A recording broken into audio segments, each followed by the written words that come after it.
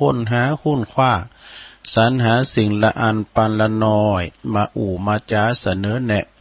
มามาจาปิ้นกูปิ้นกิ้มกับพี่น้องสาธุชนต่างหลายตัวเนาะเอาหันน้อยนี่น้อยพ้องมีข่าวสารงานบุญกับประกาศน้อมเอิ่นเชิญชวนเปิดเป็นการกระตุ้นการทำบุญเนาะในเวลาโอกาสกลางวาษาเนาะกลางวาษานี่ฝนเริ่มตกลงมามันเพาะมันปึงแต่ว่ากลางวาษานี่แห้งแล้งนี่มันไข่ปึงพอนะแม่ปิงอยู่บนดอยพอในสีวันหนักมาเฮ้ย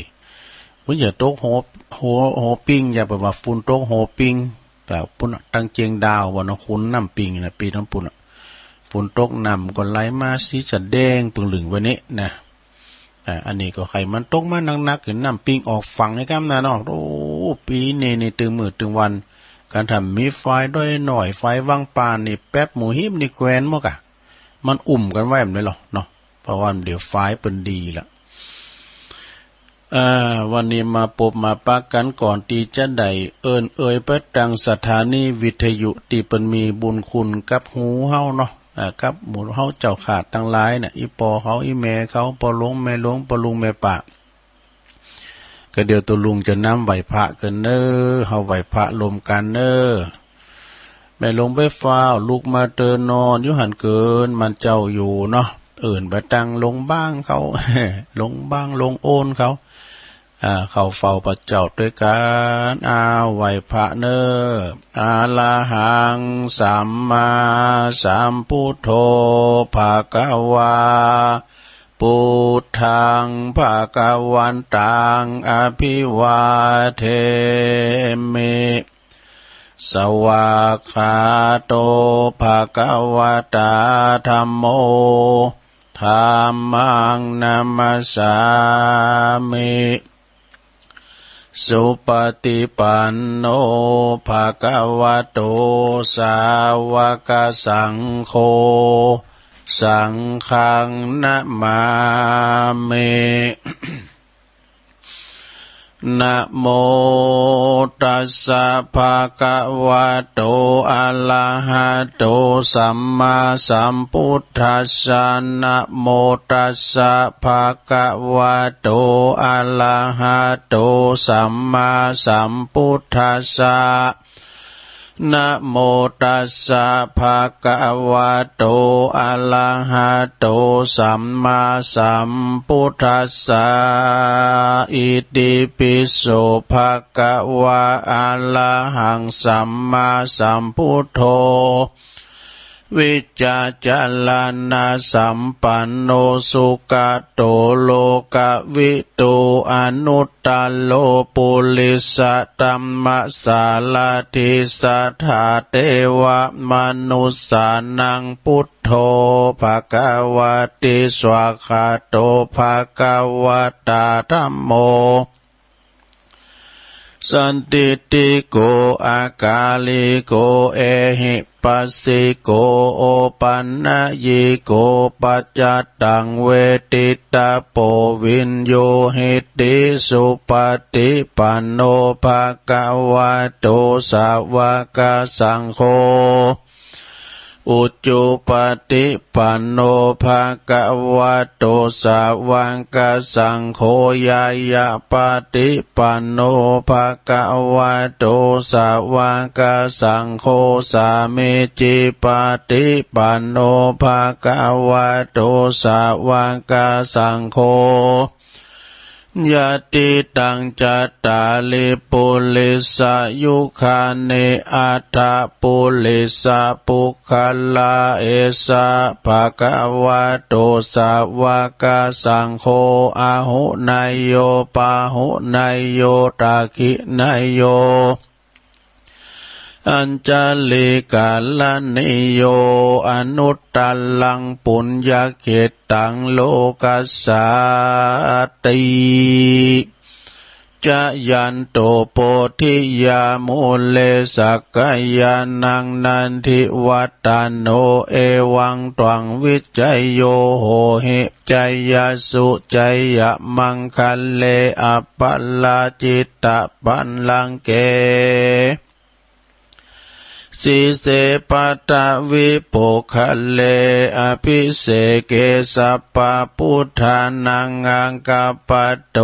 ปโมทติสุนักกตังสุมังคลังสุปปะตังสุโหติตังสุขันโนสุโมโหโตจะสุยิทังพลัมมาจาลิสุปัทขินังกายกัมมังวาจากัมมังปัทขินังปัทขินังมโนกัมมังปณิทิเตปัทขินาปัทขินานิกัตวนะลาปันตเถปัทขิเนสัพพิติโยวิวัจจันตุสัพพะโลกโควินาศตุมาเตภวัตวันตรายโยสุขีติงกายุโกภวะอภิวาทนาสิลิสันนิจังวุตตาปัจจายโนจัตตาโลธรรมาวาทันติอายุวันโนสุขังปะลัง เอาแล้วบ่ศรัทธาญาติโยมทั้งหลายตุลุงก็ปีนเก้าปีนโหได้สวดมนต์แล้วไหวพระกันไปปันป้อนกันไปปีนตีเรียบร้อยเนาะขอคุณพระติตะไหลรัตนะผ่านแผ่วพระเกี่ยวเจ้าทั้งสามประการดลบันดาลมาปกป้องคุ้มครองรักษาครูบาอาจารย์พระมหาเถรานุเถระพระภิกษุสามเณรอยู่กับวัดกับว่าก็ขอให้มีสลีติคาอายุมันยืนยาวอยู่กำจูปูจาวรพุทธศาสนาไปเหิงเมินนานเนาะ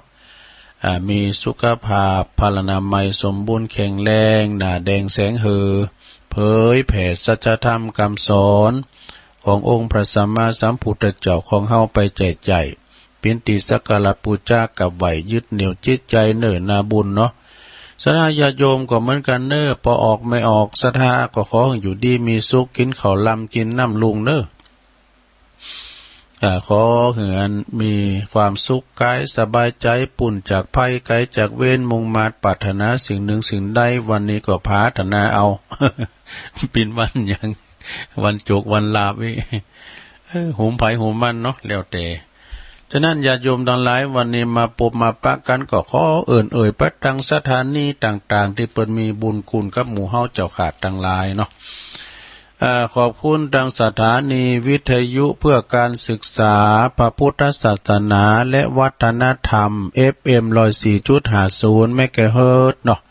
วัดไฟหินจังหวัดเชียงใหม่โดยเมตตาบารมีธรรมอาจารย์ท่านพระครูสมุวิสุวัฒน์วรกิจโจผู้อำนวยการสถานีเฮาเปิ้นตื่นเจ้าวันนี้ปล่อยเพลงตั้งแต่ตีสองมาเนอะสะดาตุลุงก็ตื่นเจ้าให้นาตีหนึ่งก็ถึงลุกขึ้นมาแล้วก็ยังมันนอนบัดลับเองกันตื่นมาก็เป็นว่าจะลุกนะลุกมาฟังตุลุงทองเปิ้นเรื่องศีลเปิ้นว่าถ้าไหว้ไผมีศีลนี่จะมีกลิ่นหอมไปไกลว่าตูเจ้าว่าไปว่าเจ้าบ้านเจ้าวัด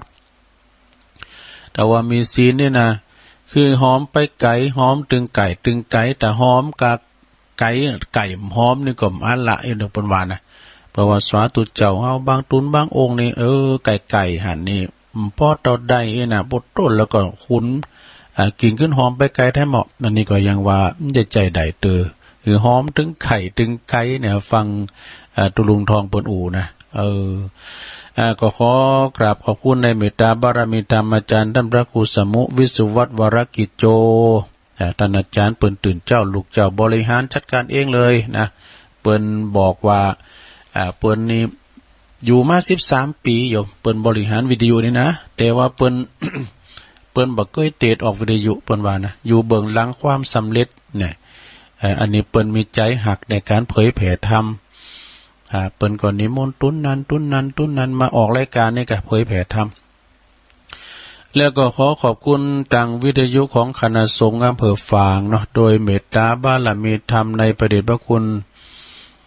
หลวงพ่อท่านเจ้าคณะและท่านพระครูสุจิตานุรักษ์เนาะด็อกเตอร์เจ้าคณะอำเภอฝาง หลวงพ่อก็ได้ตั้งวิทยุบุญดอยบุญวัดพระธาตุอุดมโอ้เสียงควบคุมไปไกลควบคุมหมดถึง3 อำเภอนี่นะอำเภอฝางแม่อายชัยประการได้ยินควายกันหมด FM 100.25 เมกะเฮิรตซ์ตั้งอยู่ณที่วัดพระบาทอุดมนำบ่อเศร้าวาสำนักวิปัสสนาบริหารเกาะลิงสัญญาณโดยเมตตาบารมีธรรมอาจารย์ตุปีเจริญโชติธรรมโมเนาะวัดสันห้างสันโค้งกับเนาะสุมาเด้อ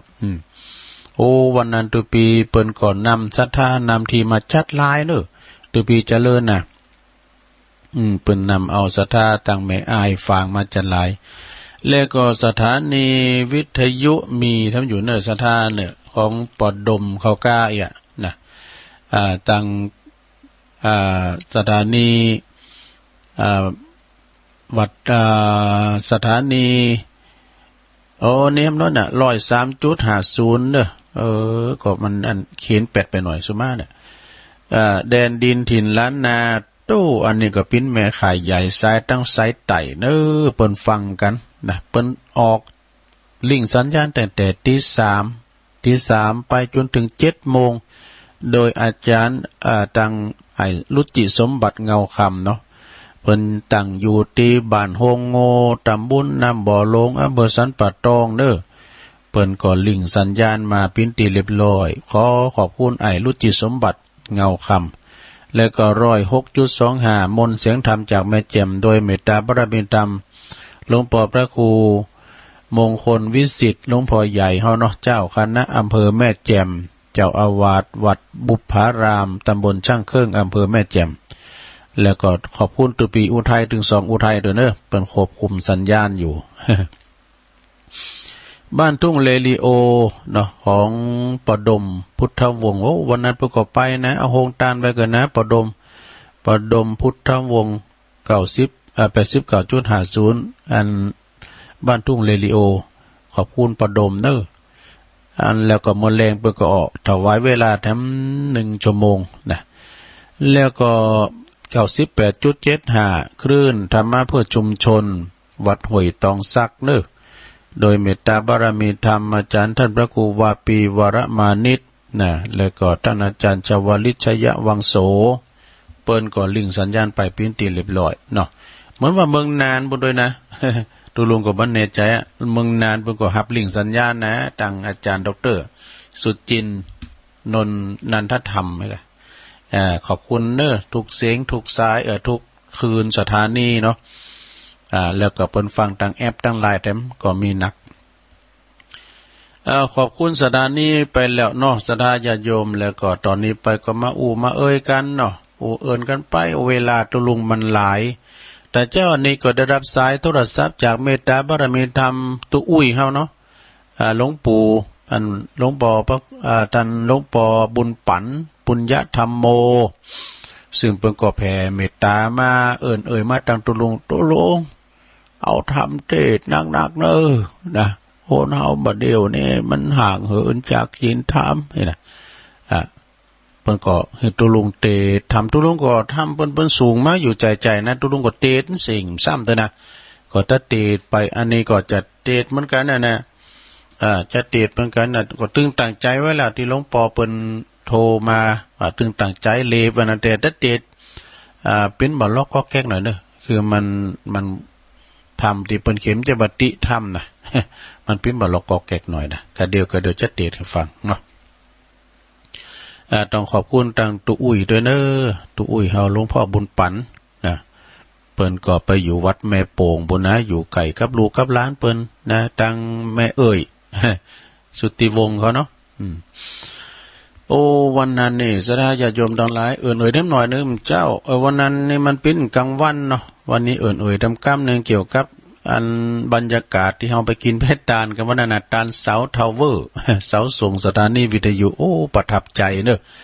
อตุลุงก็ไปจำวัดไปนอนหันคืนนึงได้รับความถวายการต้อนรับปิ้นอย่างดีปินนานคำมูลปินนานนัทวุฒิ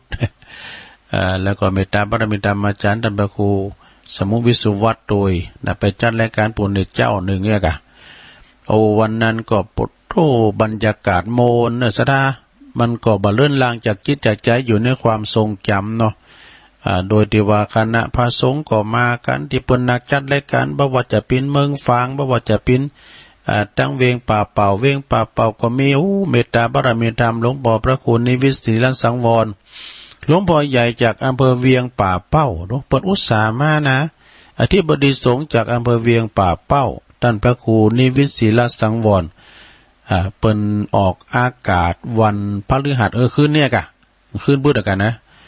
บึดก็ถ้าฟังเปิ้นเปิ้นว่าตุ้ลุงวัดห้างต่ำมันเปิ้นเจ้าพระครูเปิ้นเปิ้นว่าตุ้ลุงวัดห้างต่ำปุ่นนะมันมีหลายห้างต่ำฟางไม่อายก็มีเนาะ แล้วก็ตีลืมเมื่อใดแถมตุนหนึ่งที่มีความเสียสละเนาะตุลุงซิดนี่หรือครูบาดอย หรือว่าท่านพระครูปฏิภาณธรรมทินอันนี้เปิ้นมีใจหักแต่เผยแผ่สัจธรรมโมนจ้าหวานเจ็บใหม่กรรมอันใดก็ตึงมันจะมีกรรมห่อนกรรมหายยังบนโมนพุทโธเสโธโมนฟังเด้อเปิ้นจะออกมันวันจันทร์ครับตุลุงแก้ว เปิ้นอารัมภาบทเปิ้นมีใจหักในการเผยแผ่ธรรมแล้วก็เปิ้นปินกำลังใจให้ครับตูลูกตูหลานนี่น่ะเนาะแล้วก็มีตุลุงแก้วได้มาสักกรรมวันนั้นน่ะตูลูกน้องเปิ้นมา ตูลูกน้องเปิ้นมาแล้วก็ท่านมหาสมชาติตัวอันนี้เปิ้นอยู่วัดหนองยาวน่ะซะดาโปดอันนี้เปิ้นเสียงน่ะเสียงก็เปิ้นเอากาบเนี่ยเน็ตเนาะตุปีณัฐพงษ์แถมท่านพระครูปลัดน่ะณัฐพงษ์วัดน้องวัดดอนจันทร์กันเนาะก็จะไปลืมกันเนี่ยมื้อก็ค่อยประกาศเนาะมื้อก็ประกาศข่าวสารงานบุญครูบาศรีหมื่นดูนี่เอี้ยกะเปิ้นใส่ผ้ากากมานะครูบาศรีหมื่นก็นำศรัทธามาจัดหลายแล้วก็ท่านอาจารย์ท่านพระครูวิสิตอันวัดอันเนี่ยวิสิตศรีลาพรเนี่ยเนาะนะเจ้าคณะตำบลป่าแดดเจ้าวัดวังสิงคำครูบาในวังเนาะเปิ้นก็มาปักตุนมาเป็นหมื่นปลายพุ่นพร้อมกับศรัทธาเปิ้นตุยแล้วก็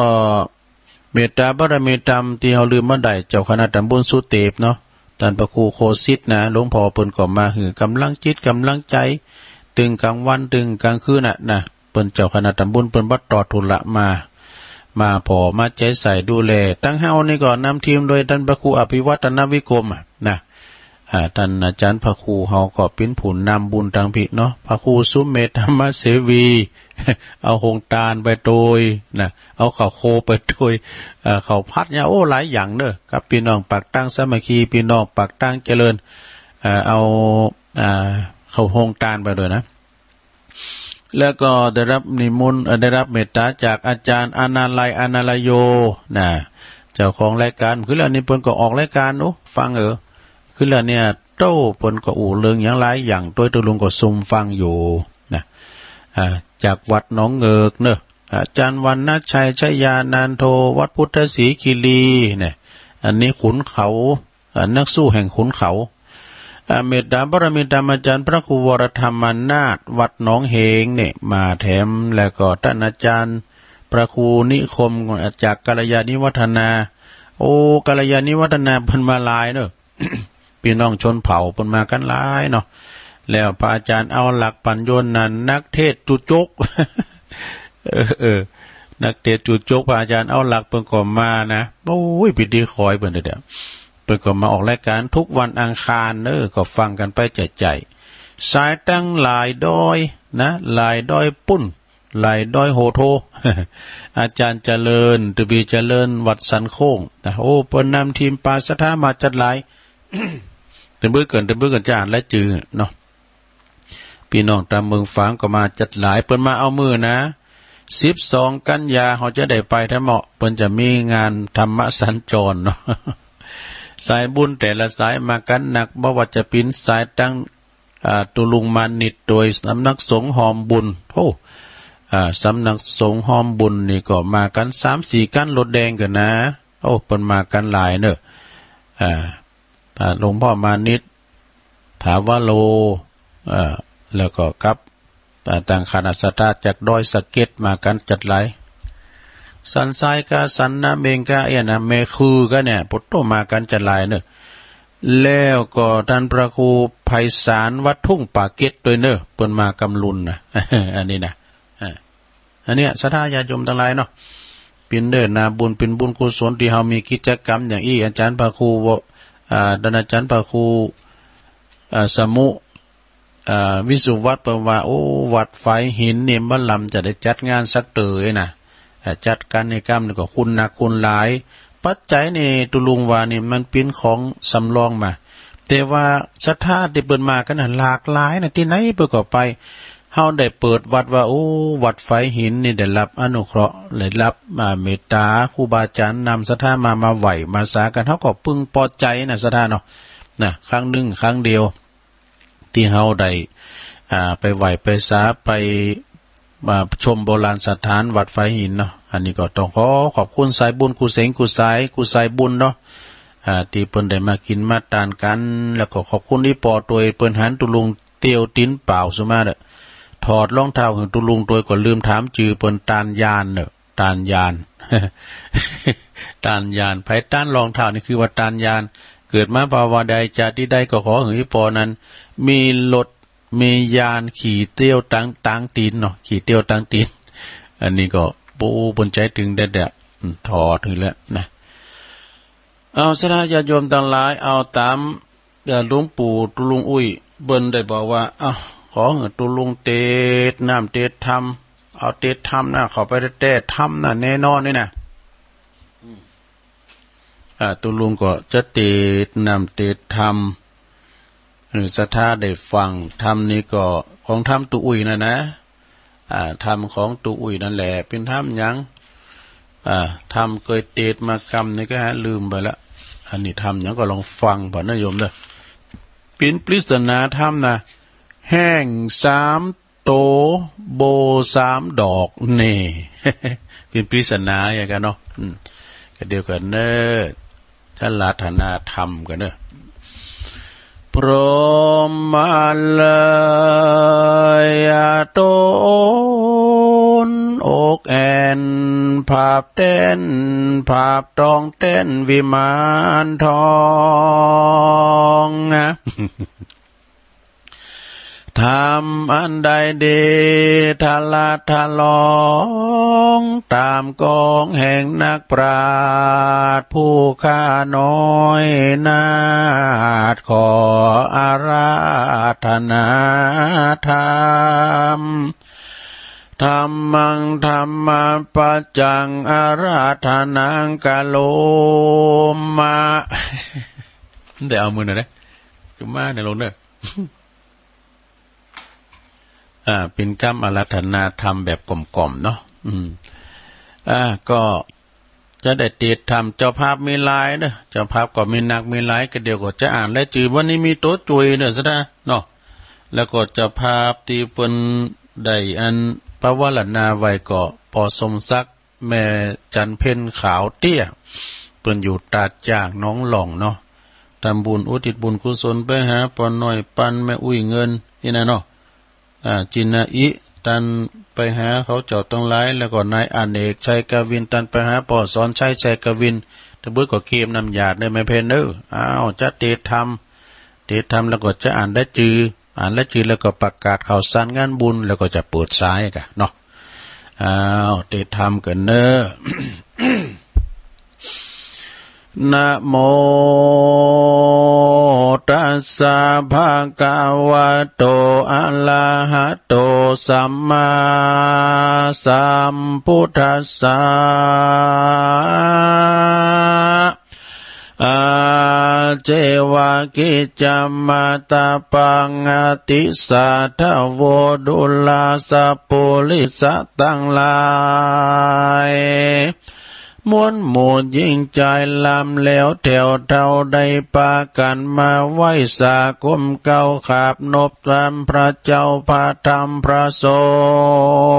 งฆ์ มีความประสงค์ฝากใฝ่เอาจิตใจใส่ในตำภายบ่ได้ครับจำจี้บอกฮือพ่อออกแม่ออกศรัทธาทุกคนเกิดมาเป็นคนมาก่อนได้มาพบใส่พระพุทธศาสนาพระพุทธเจ้าพ่อแม่แก่เท่าเดิมอ่อนเปิ้นก็ได้สั่งสอนไว้มันขับไว้วันตาอย่าได้ลาสาพามาดเกิดมาหนึ่งชาติอย่าได้ขาดการทำบุญกินทานเป็นเกินสะปานะกายคืนจันฟ้าตามินนาพรนาบ่หันวันคืนล่วงลับปีเดือนเปลี่ยนผ่านเกิดแก่เจ็บตาย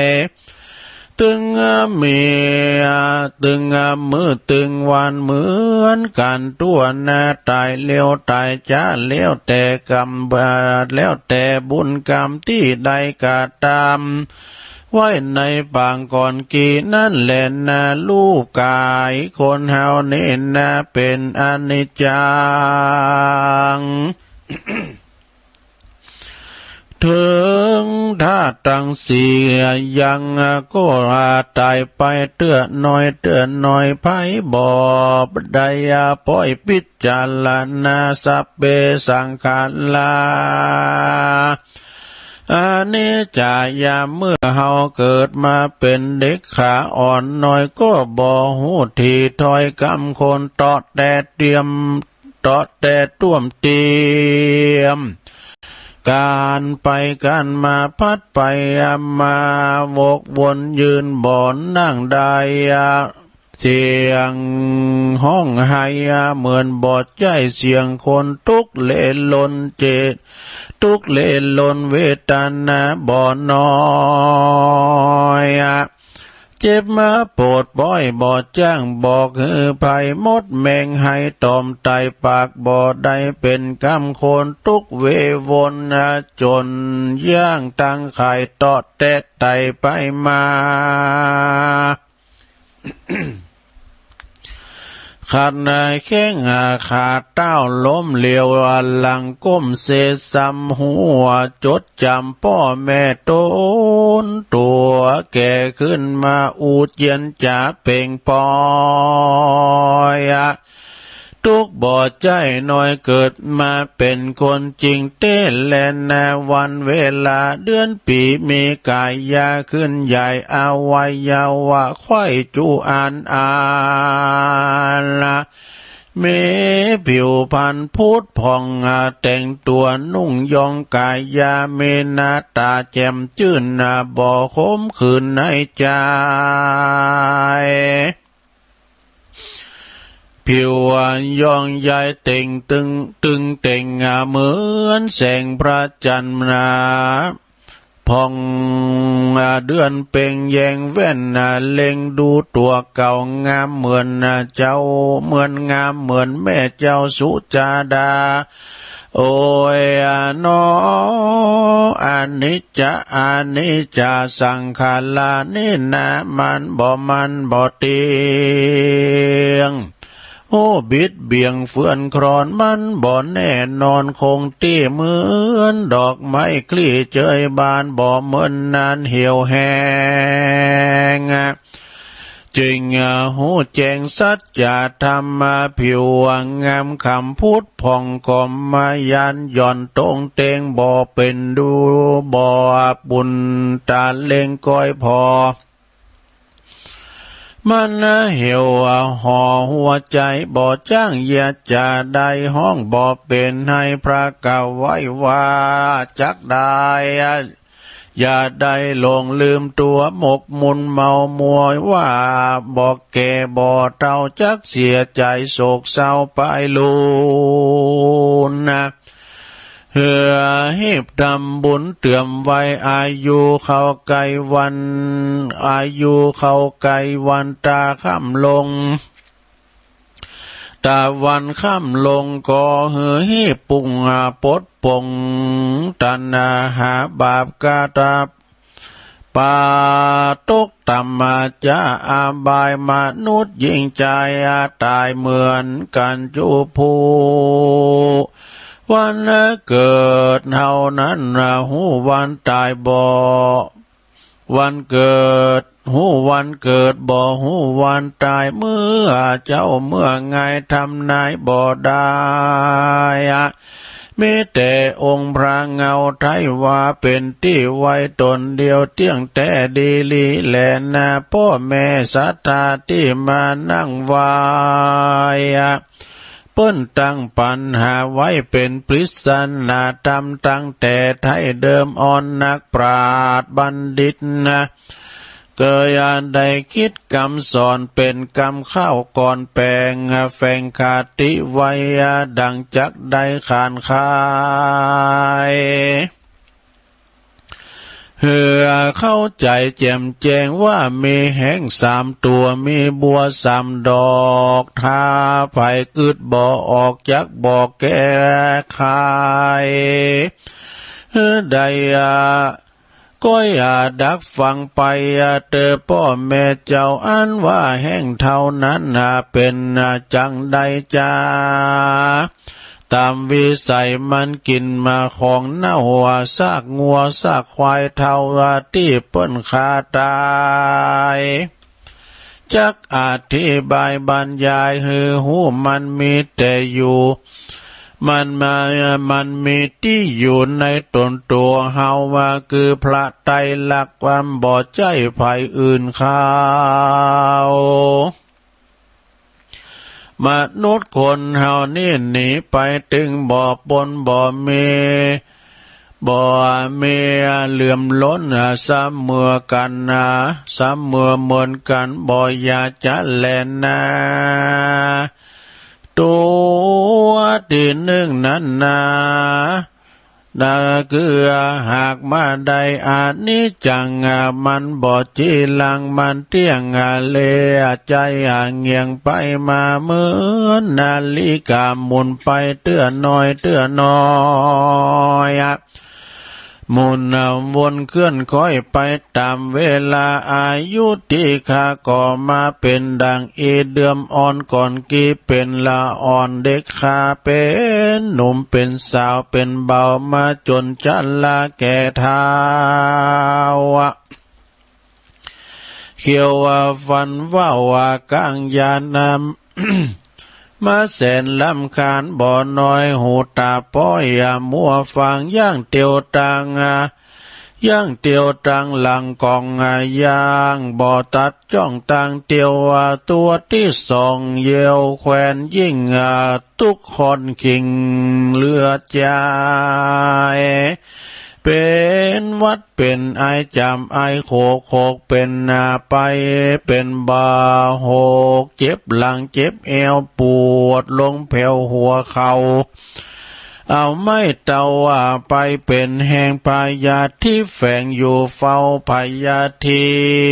108,900จืมจาง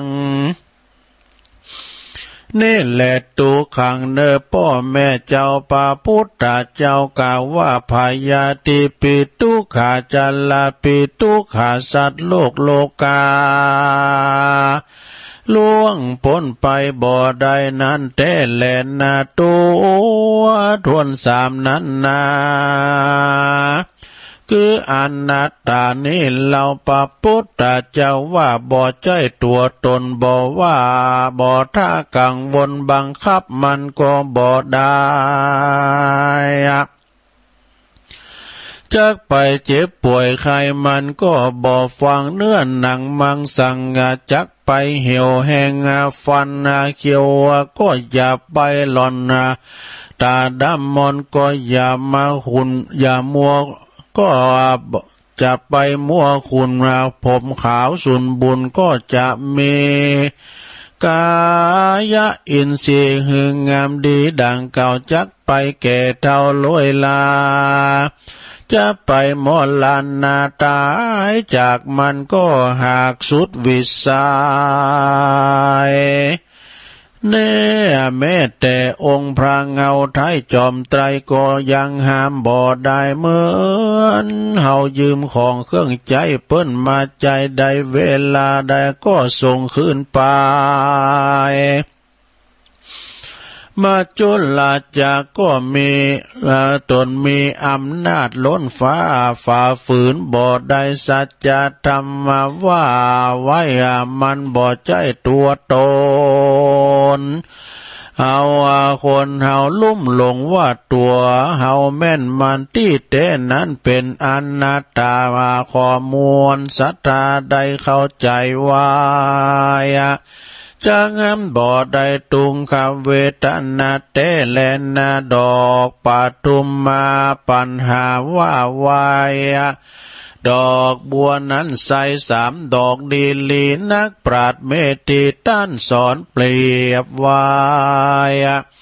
คือหากมาได้แก้วเจ้าทั้ง3 แก้วว่าใส3 ดวงงามบ่มนมองเศร้าว่าได้แก่พระพุทธเจ้าพระธรรมและพระสงฆ์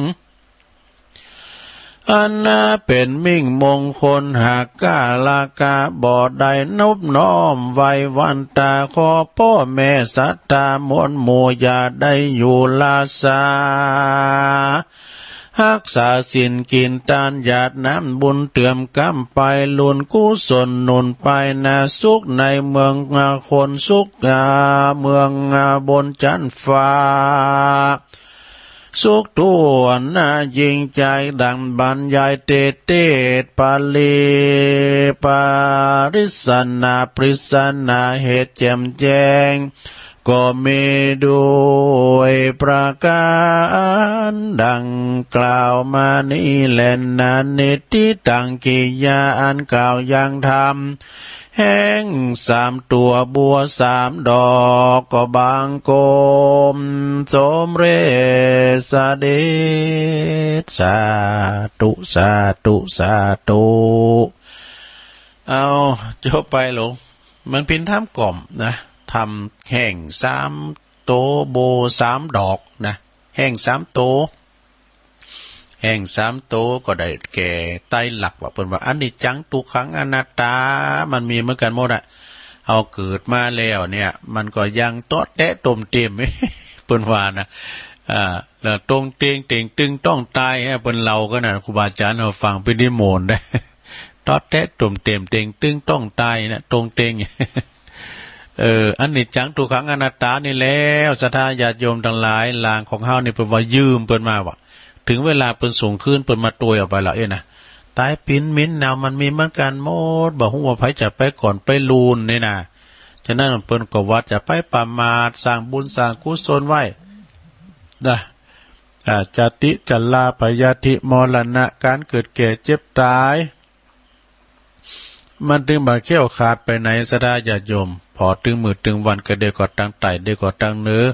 มันดึงได้ยินตุ้มๆตามติมได้ยินนะมีจะหลายนะที่เปิ้นจี้บอกไฟใช่มั้ยเนาะ เอามากึดผอมเดี๋ยวนี้คุณตายเนี่ยสมาเนี่ยลงเนาะ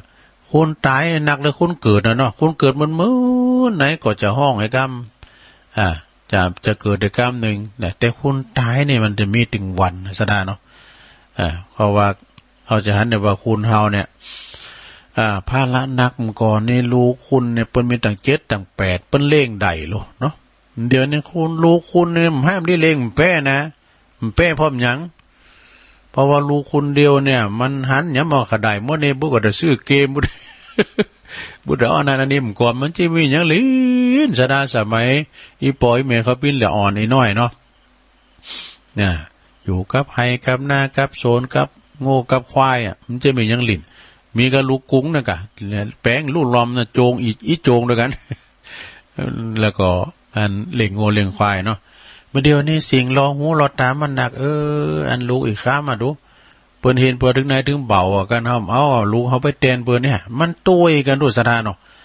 เปิ้นมีพระคอมบุกเปิ้นเนี่ยเฮามี มันตุ้ยกันไปน่ะเนาะมันจะอย่างสมัยเมื่อก่อนลุงเขาเนี่ยกันว่าอายได้ขึ้นแล้วบ่ขึ้นจันทร์2แล้วเนาะไอ้เนาะ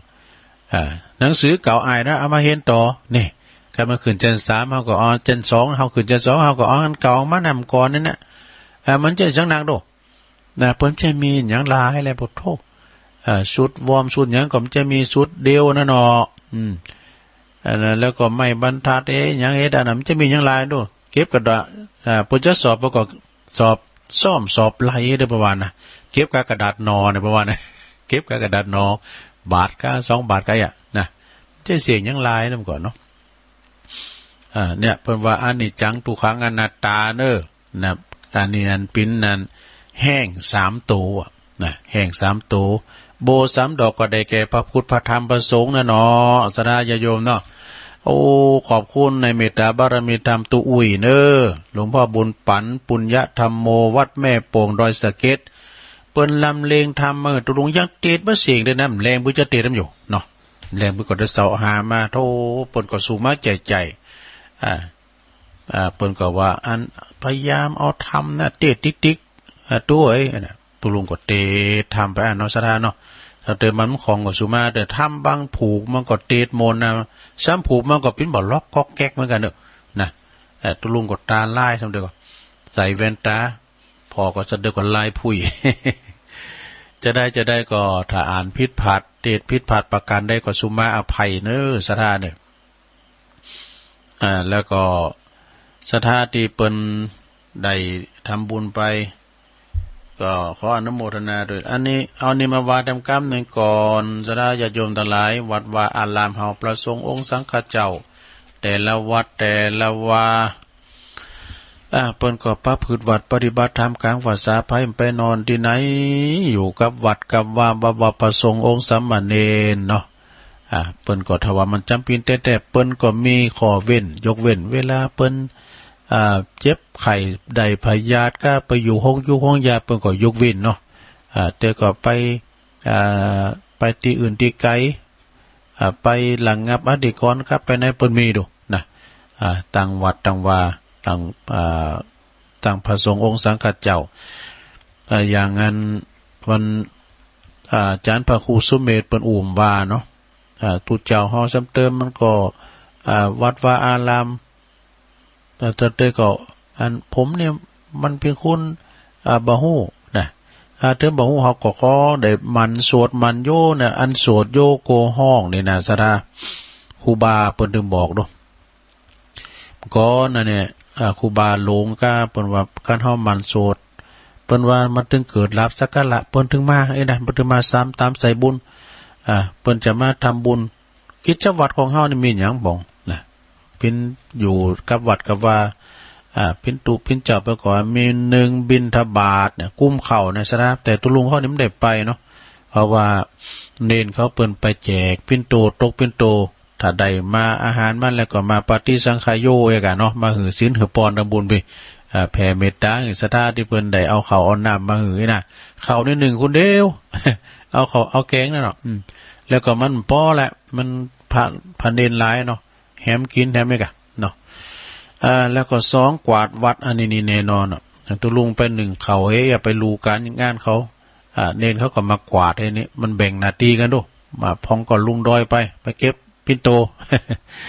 ไอ้ตัดกวาดก็กวาดไปแล้วก็ปิ้นลูกมือมาแหมกินด้วยกันก็มี มันแบ่งสันปันส่วนกันเนาะให้อยู่กันหลายสถาญาติโยมท่านเตยก็โอ้ลูกหลายปอหลายแม่ได้บางคนเนี่ยก็ขี่ล้อมแหลมไปนะขี่ลบไป มันถึงมีหรือเนาะกวาดวัดกวาดว่า3ปงอาบัตินี่สวดมนต์ถึงปงอาบัติดูเข้าโบสถ์ก็ยังปงอาบัติแสดงอาบัติถึงกันแล้วก็4สวดมนต์ในทำวัดสวดมนต์ในถึงละว่าตุลุงก็เป็นผุนนำสวดเพราะว่าหลวงพ่อเพิ่นไปจังหวัดนานปิกมานี่โอ้พอ 7 โมงไปก็ฮะตุลุงก็ยังไปนำเรียนประจำว่าเนี่ยเพราะว่านี่ได้เฝ้าวัดดูหลวงพ่อเพิ่นไปจังหวัดนานคือภาค7เนี่ย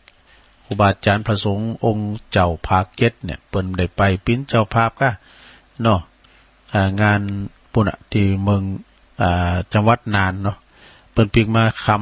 ำทำวัดสวดมนต์นี่ก็เป็นละแต่เพราะว่าถ้าว่าเฮามันสวดมันโยเนี่ยวัดจุมเนอยินใจมันก็เกิดลาภสักการะมานะคุณขึ้นสู่ลุงหาการสวดมนต์เนี่ยมันจะว่าเฮาสวดได้ดอก มันมีเปิ้นจักสักเกเปิ้นเจิญเทวดามารวมฟังสวดด้วยสูงเทวดาทำไมเนาะก็เป็นการสวดมนต์เปิ้นเรียกว่าปลุกเสกตัวเองนะปลุกเสกตัวเองแล้วก็ทบทวนบทสวดต่างๆแล้วก็เปิ้นว่าข้อที่5เนี่ยโค้นควายปัจเจเวกขะปัจเจเวกขณะโค้นควายเนาะข้อที่6นี่อุปถาก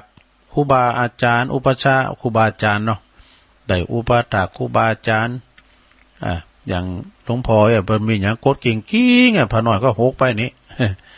เอาอันนั้นมาผิวอันนั้น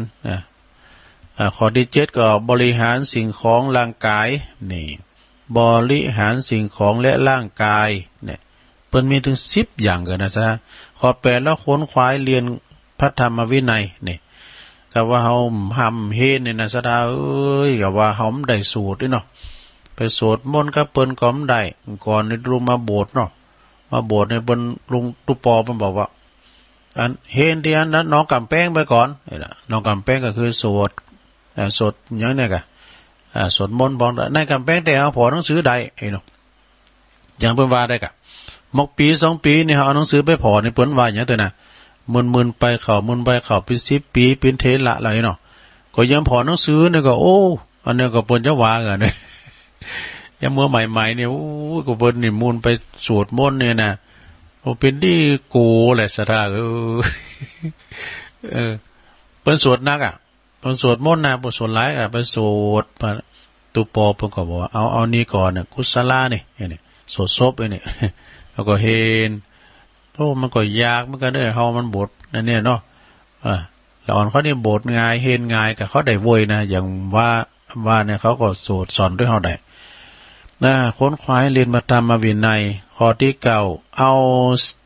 าใจใส่กิจของสงฆ์นี่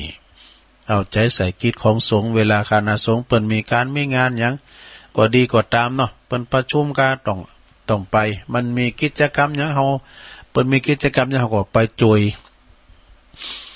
ไปจอยถึงว่ามีสถานะเป็นเจ้าอาวาสก็ตามเป็นพระสงฆ์ในตำบลเฮาก็ไปจอยกันอย่างว่ามีครูบาอาจารย์เนาะเปิ้นจะมีการมีงานเปิ้นจะมีตัดไว้ลูกในมิตรการในตำบลเห็นเนาะเปิ้นจะมีเข้ากรรมกาไอ้น่ะเฮาก็ไปจอยเปิ้นเป็นกิจกรรมรวมกันเนาะงานหน้าหมู่โดยเฉพาะงานศพงานสักครูบาอาจารย์นี่เหมือนกันอย่างว่าเป็นงานเปิ้นเรียกว่างานพระราชทานเพลิงศพครูบาอาจารย์ละสังขารนี่นะอันนี้ตุลุงถึงโฮมได้เนี่ยปวารณากันเปิ้นบอกนี่ไปทันทีนะมันจวยเฮาไปจวยเปิ้นบางสกุลก็ไปขายผ้า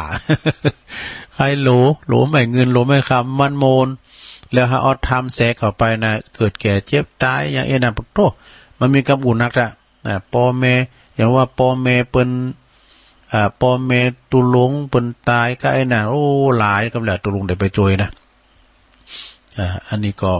เขาจะได้ล้อมรำลึกถึงว่าอยู่ก็จะไปประมาทมันมีความตายเป็นธรรมดาเอกเพราะว่าลึงแม้ว่าเฮาอันได้จวยไปกว่าได้บุญในกุศลข้อสุดท้ายโยมนะเปิ้นว่าข้อที่10ดำลงตนให้หน้ากราบไหว้ว่าแน่เขาก็ดำลงตนให้เป็นหน้ากราบไหว้อันนี้เป็นกิจวัตรของสงฆ์นะที่ว่าเปิ้นว่ากิจวัตรส่วนมากนิยมใช้กัน10อย่าง1กวาดวัด1บิณฑบาต2กวาดวัด3ปรงอาบัติ4ทำวัดสวดมนต์5ค้นคว้าปัจเจเวกขณะ6อุปถากอุปชาอาจารย์7บริหารสิ่งของและร่างกาย8ค้นคว้าเรียนธรรมวินัย9เอาใจใส่กิจของสงฆ์แล้วก็10ดำลงตนหื่นหน้ากราบไหว้นี่จบลงไปเนาะสดาเนาะแต่ความจริงนี่เปิ้นจะมีอยู่นะวันหน้าวันตาก็เอามาว่าอย่างการบิณฑบาตเนี่ยเป็นธรรมเนียมของหยังนะการบิณฑบาตคือโปรดสัตว์ดูเนาะแล้วก็การกวาดวัดการออกกำลังเปิ้นมีเนี่ยสักวันหลังก็เอามาว่าทำกรรมเนาะเวลามันจะมีจะแฮกเข้ามาละก็เดี๋ยวชั่วโมงที่2นี่แถมเนาะจะได้เอานี่มาว่าได้กันเนี่ยเดี๋ยวกันนะถ้ามันต้อมเต้นแรงบึดทำกรรมเนาะซะได้เนี่ย3 โมงเอามาว่าได้เนาะ 3 โมงก็จะว่าแถมนะว่าหยังก็เอาอันนี้มาว่าก่อนนะของแม่แดงรัตนาปินกำคมแห่งล้านนาเนาะโดยรวบรวมโดยพ่อครูอำนวยการลำพัดแห่ร้านประเทืองวิทยาแม่แดงถวายมาอันนี้เปิ้นบอกว่าใครหือยินหืออาบน้ำบ่อหินวังหินน่ะนะน้ำวังหินมันเป็นจะได้มันเป็นปริศนาธรรมนะโยมเด้อนะเป็นปริศนาธรรมถ้าไผใครหือยินนะหืออาบน้ำวังหินไผใครมีศีลหือมันกล้าวะถ้าไผใครขึ้นสวรรค์จั้นฟ้าหือมันขาเจ้าเอาของเดี๋ยวมันพิจารณาเป็นปริศนาธรรมนะโยมนะเปิ้นว่าอยากจะหือยินอกยินใจยินร่างกายยินอกยินใจยินวาจาด้วยนะโดยที่มีพิษอย่างเฮายินอกยินใจยินจิตยินใจยินร่างกายด้วยยินวาจาด้วยไปอาบน้ำวังหินเนอะไปอาบน้ำวินก็คือหมายความว่าหือมีขันติวะนะมีขันติมีความอดทนนี่ไผว่ามหยังจางไผเฮาก็ตึงอยู่ไปมีกรรมฮ้อนกรรมหายมีกรรมหยังว่ามไผอีน่ะแล้วก็คือมีโสรัจจะคือความสงบความสงบเสงี่ยมนะอย่างเดียวนะในสดาโสรัจจะความสงบเนี่ยเฮาสงบไว้ไผว่ามหยังก็ว่าหยังนะไผว่าหยังเฮาก็เขาเก็บเขาเข้าใจนะมีความสงบเสงี่ยมแล้วก็จะมีอยากจะมีศีลเนาะต่อไปอยากจะมีศีลก็ต้องหมั่นกล้าคือรักษาศีลแล้วก็ทำบุญหือทานมีความเมตตากรุณามันเจริญเมตตาภาวนาจักมีอานิสงส์ปินกำให้วะนะอยากจะขึ้นสวรรค์เนาะอยากจะขึ้นสวรรค์ชั้นฟ้าเราจะได้หือข้าเจ้าเอาของวะดูข้าเจ้าเอาของมันซี่หั่งมาสูบหมกะมันจะกะ ก็หมายความว่าคือหือข้าเจ้า3 ตัวเจ้า3 ตัวมีหยังก็ฆ่ากิเลสนั่นเองอันมีโลภะความอยากได้โทสะความโกรธโมหะความหลงนั่นเองเนาะอันนี้นะแล้วก็ทำอย่างหนึ่งซะนะญาติโยมเอาทำอย่างหนึ่งเนาะทำจบทำกรรมเงินอยู่ในน้ำคำอยู่ในดินนี่อันนี้นี่มันเข้ากับครอบครัวเขาเนอะเข้ากับครอบครัวเงินอยู่ในน้ำคำอยู่ในดินก่อไม้ถึงจะได้เงินทองนั้นแม่จะหายากก็จริงแต่คุณที่เปิ้นขยันหมั่นเพียรแล้วก็จะสามารถหาเงินได้มาจากน้ำนี่นะหาทองคำนั้นจากดินนั้นก็คือไม่ยากเลยนะเพราะบ้านเฮาเนี่ยเพราะบ้านเฮานั้นมันน้ำในน้ำมันมีปลาในน้ำมันมีข้าวแล้วเพียงแต่เฮามีความขยันหมั่นเป็นคักคักมันเนาะมันปลูกมันฟังฮู้จักปลูกพืชฮู้จักเลี้ยงสัตว์เลี้ยงเป็ดเลี้ยงไก่นะฮู้จักเป็นก็จะเป็นหนทางที่จะนำมาซึ่งความร่ำรวยได้นี่อันนี้นะ อันนี้เป็นความว่าคือทรัพย์ในดินสินในน้ำมีเงินอยู่ในน้ำคำอยู่ในดินนะมันหามันกล้ามันขายเนี่ยกะซะนะมันหามันกล้ามันขายเป็นแห้งบันดาลใจเขาเนี่ยลำรวยเนาะตอนนี้ไปก็เอาให้ดีก่อนนะสดาตุลุงก็จะประกาศข่าวสารจะประกาศที่เปิ้นหอมกินหอมตาลวันนั้นเนาะก็มีหลายท่านอยู่โอ้ต้องขอบคุณอนุโมทนาเนอะถึงเจ้าสมณศรัทธาและมหาโมลศรัทธาต่างหลายสายบุญของหลวงพ่อมานิตนี่ก็ขอบคุณทางอาจารย์ท่านพระอาจารย์สมเพชรปัญญาโนอีกกันเนาะอาจารย์สมเพชรนี่เปิ้นอยู่ปุณณวัดกาญจนะนิทยารามอีกกันเนาะวัดป่าไผ่บ่อทองเด้อตุปีเปิ้นก็น้อมนำเอาจตุปัจจัยมาหอมเป็นการเตดตุลุงยองตัวเองขอกราบขอบคุณหน่อยแล้วพร้อมกันนั้นเพิ่นก็เอาของมาฝากมาตัวนะมีหอมตอกหอมดองกันเนี่ยเป็นมีสรรพคุณต่างยานะหลายอย่างตัวต้องขอบคุณกราบขอบคุณในเมตตาบารมีธรรมอาจารย์ท่านพระอาจารย์สมเพชรปัญญาโนนะที่เปิ้นได้ฝาก ยอดปัจจัยกันเตียกันทำมาตัวจากวัดบ่อทองวัดป่าไผ่บ่อทองนะการจนะนิทยารามนี่นะเนาะแม่โป่งดอยสะเก็ดเนอขอบคุณวันนั้นเปิ้นก็โทรมา แล้วก็อันนี้การเตดของพระภิกษุมานิถาวโรยอดชมพูอีกด้วย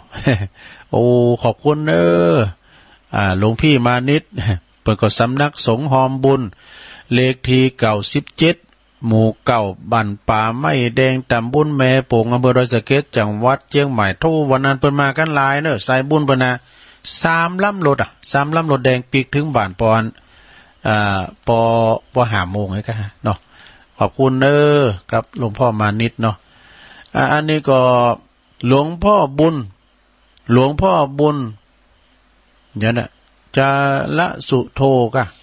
อันนี้วัดสันเมืองเนอะโอ้ฝากอาจารย์เอาหลักมาเนอะขอบคุณเปิ้นว่าลมทำบุญ1 ซองฝากอาจารย์เอาหลักเป็นสะพานบุญมาขอบคุณหลวงพ่อบุญวัดสันเมือง แล้วก็แม่ลำพันเท้าวันเนาะอันนี้ก็ป่าไม้แดง1 ซองขอบคุณแล้วก็มีศรัทธาแม่บัวลันจำปาอิ่มแม่บัวลันจำปาอิ่มพร้อมกับลูกหลานทุกคนนี่ดอกบ้านโบกก้างโอ้พี่น้องยองมาจะหลายวันนั่นน่ะโบกก้างสันกำแป้งมาน้อมถวายปัจจัยเปิดปินธรรมตานอุทิศบุญกุศลไปหายังปอแม่ปีน้องปู่ย่าตายายเจ้ากรรมในเวรสัมปสัตทั้งหลายที่ลงรับดับขันไปแล้วขอให้ไปถึงจิมเตอนะสาธุนะ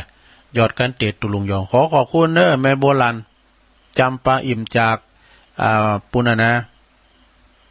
จากสันกำแพงนะบุกก้างพี่น้องเจ้ายองเขานะแล้วก็ปออาทิตย์อนุวงศ์แม่สุ่มอนุวงศ์อันนี้บุกก้างเหมือนกัน1 ซองแล้วก็ป้าวีนะศรัทธาป้าวีเจริญตากันเนาะบกก้างบกก้างก็รวมทำบุญ1 ซองพี่น้องบกก้างในสังกัดเป็นคุณยองนึงมันนะแม่วิไลวันนี่ก็เนี่ยมหาวงพร้อมบกก้างบกก้างสันกัดแป้งตาพร้อมครับขอบโครวมทำบุญ1 ซองแม่จีจินพานีอู่ทองนะแม่ชีจินพานีอู่ทองรวมทำบุญ1 ซองยินดีแม่สุ่มศรีสวัสดิ์อันนี้ก็มาจากห้วยไส้พี่น้องห้วยไส้บางทีก็มาดูวันนั้นนะพี่น้องห้วยไส้บางทีก็มาขอบคุณแม่เข็มทองปาลีนี่ก็ตานไปหาปอดีแม่หลงตานไปหาปอดีแม่หลงพร้อมกับญาติวงศาทุกท่านนะขอบคุณปอลอยแม่บุญทองปาลี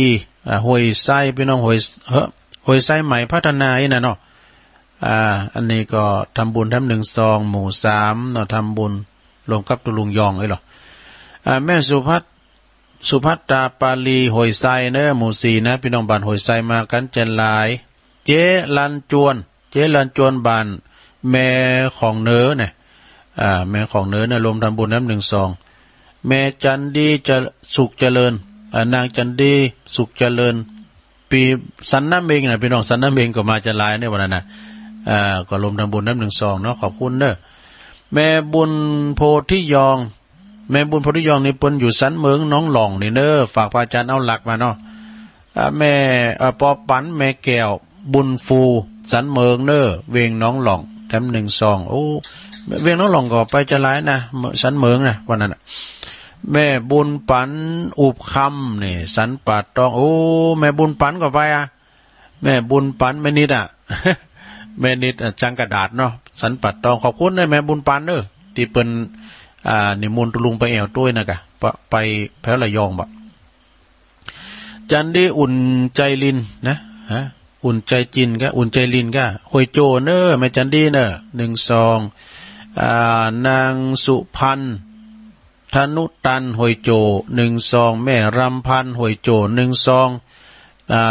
นายสมบูรณ์นาง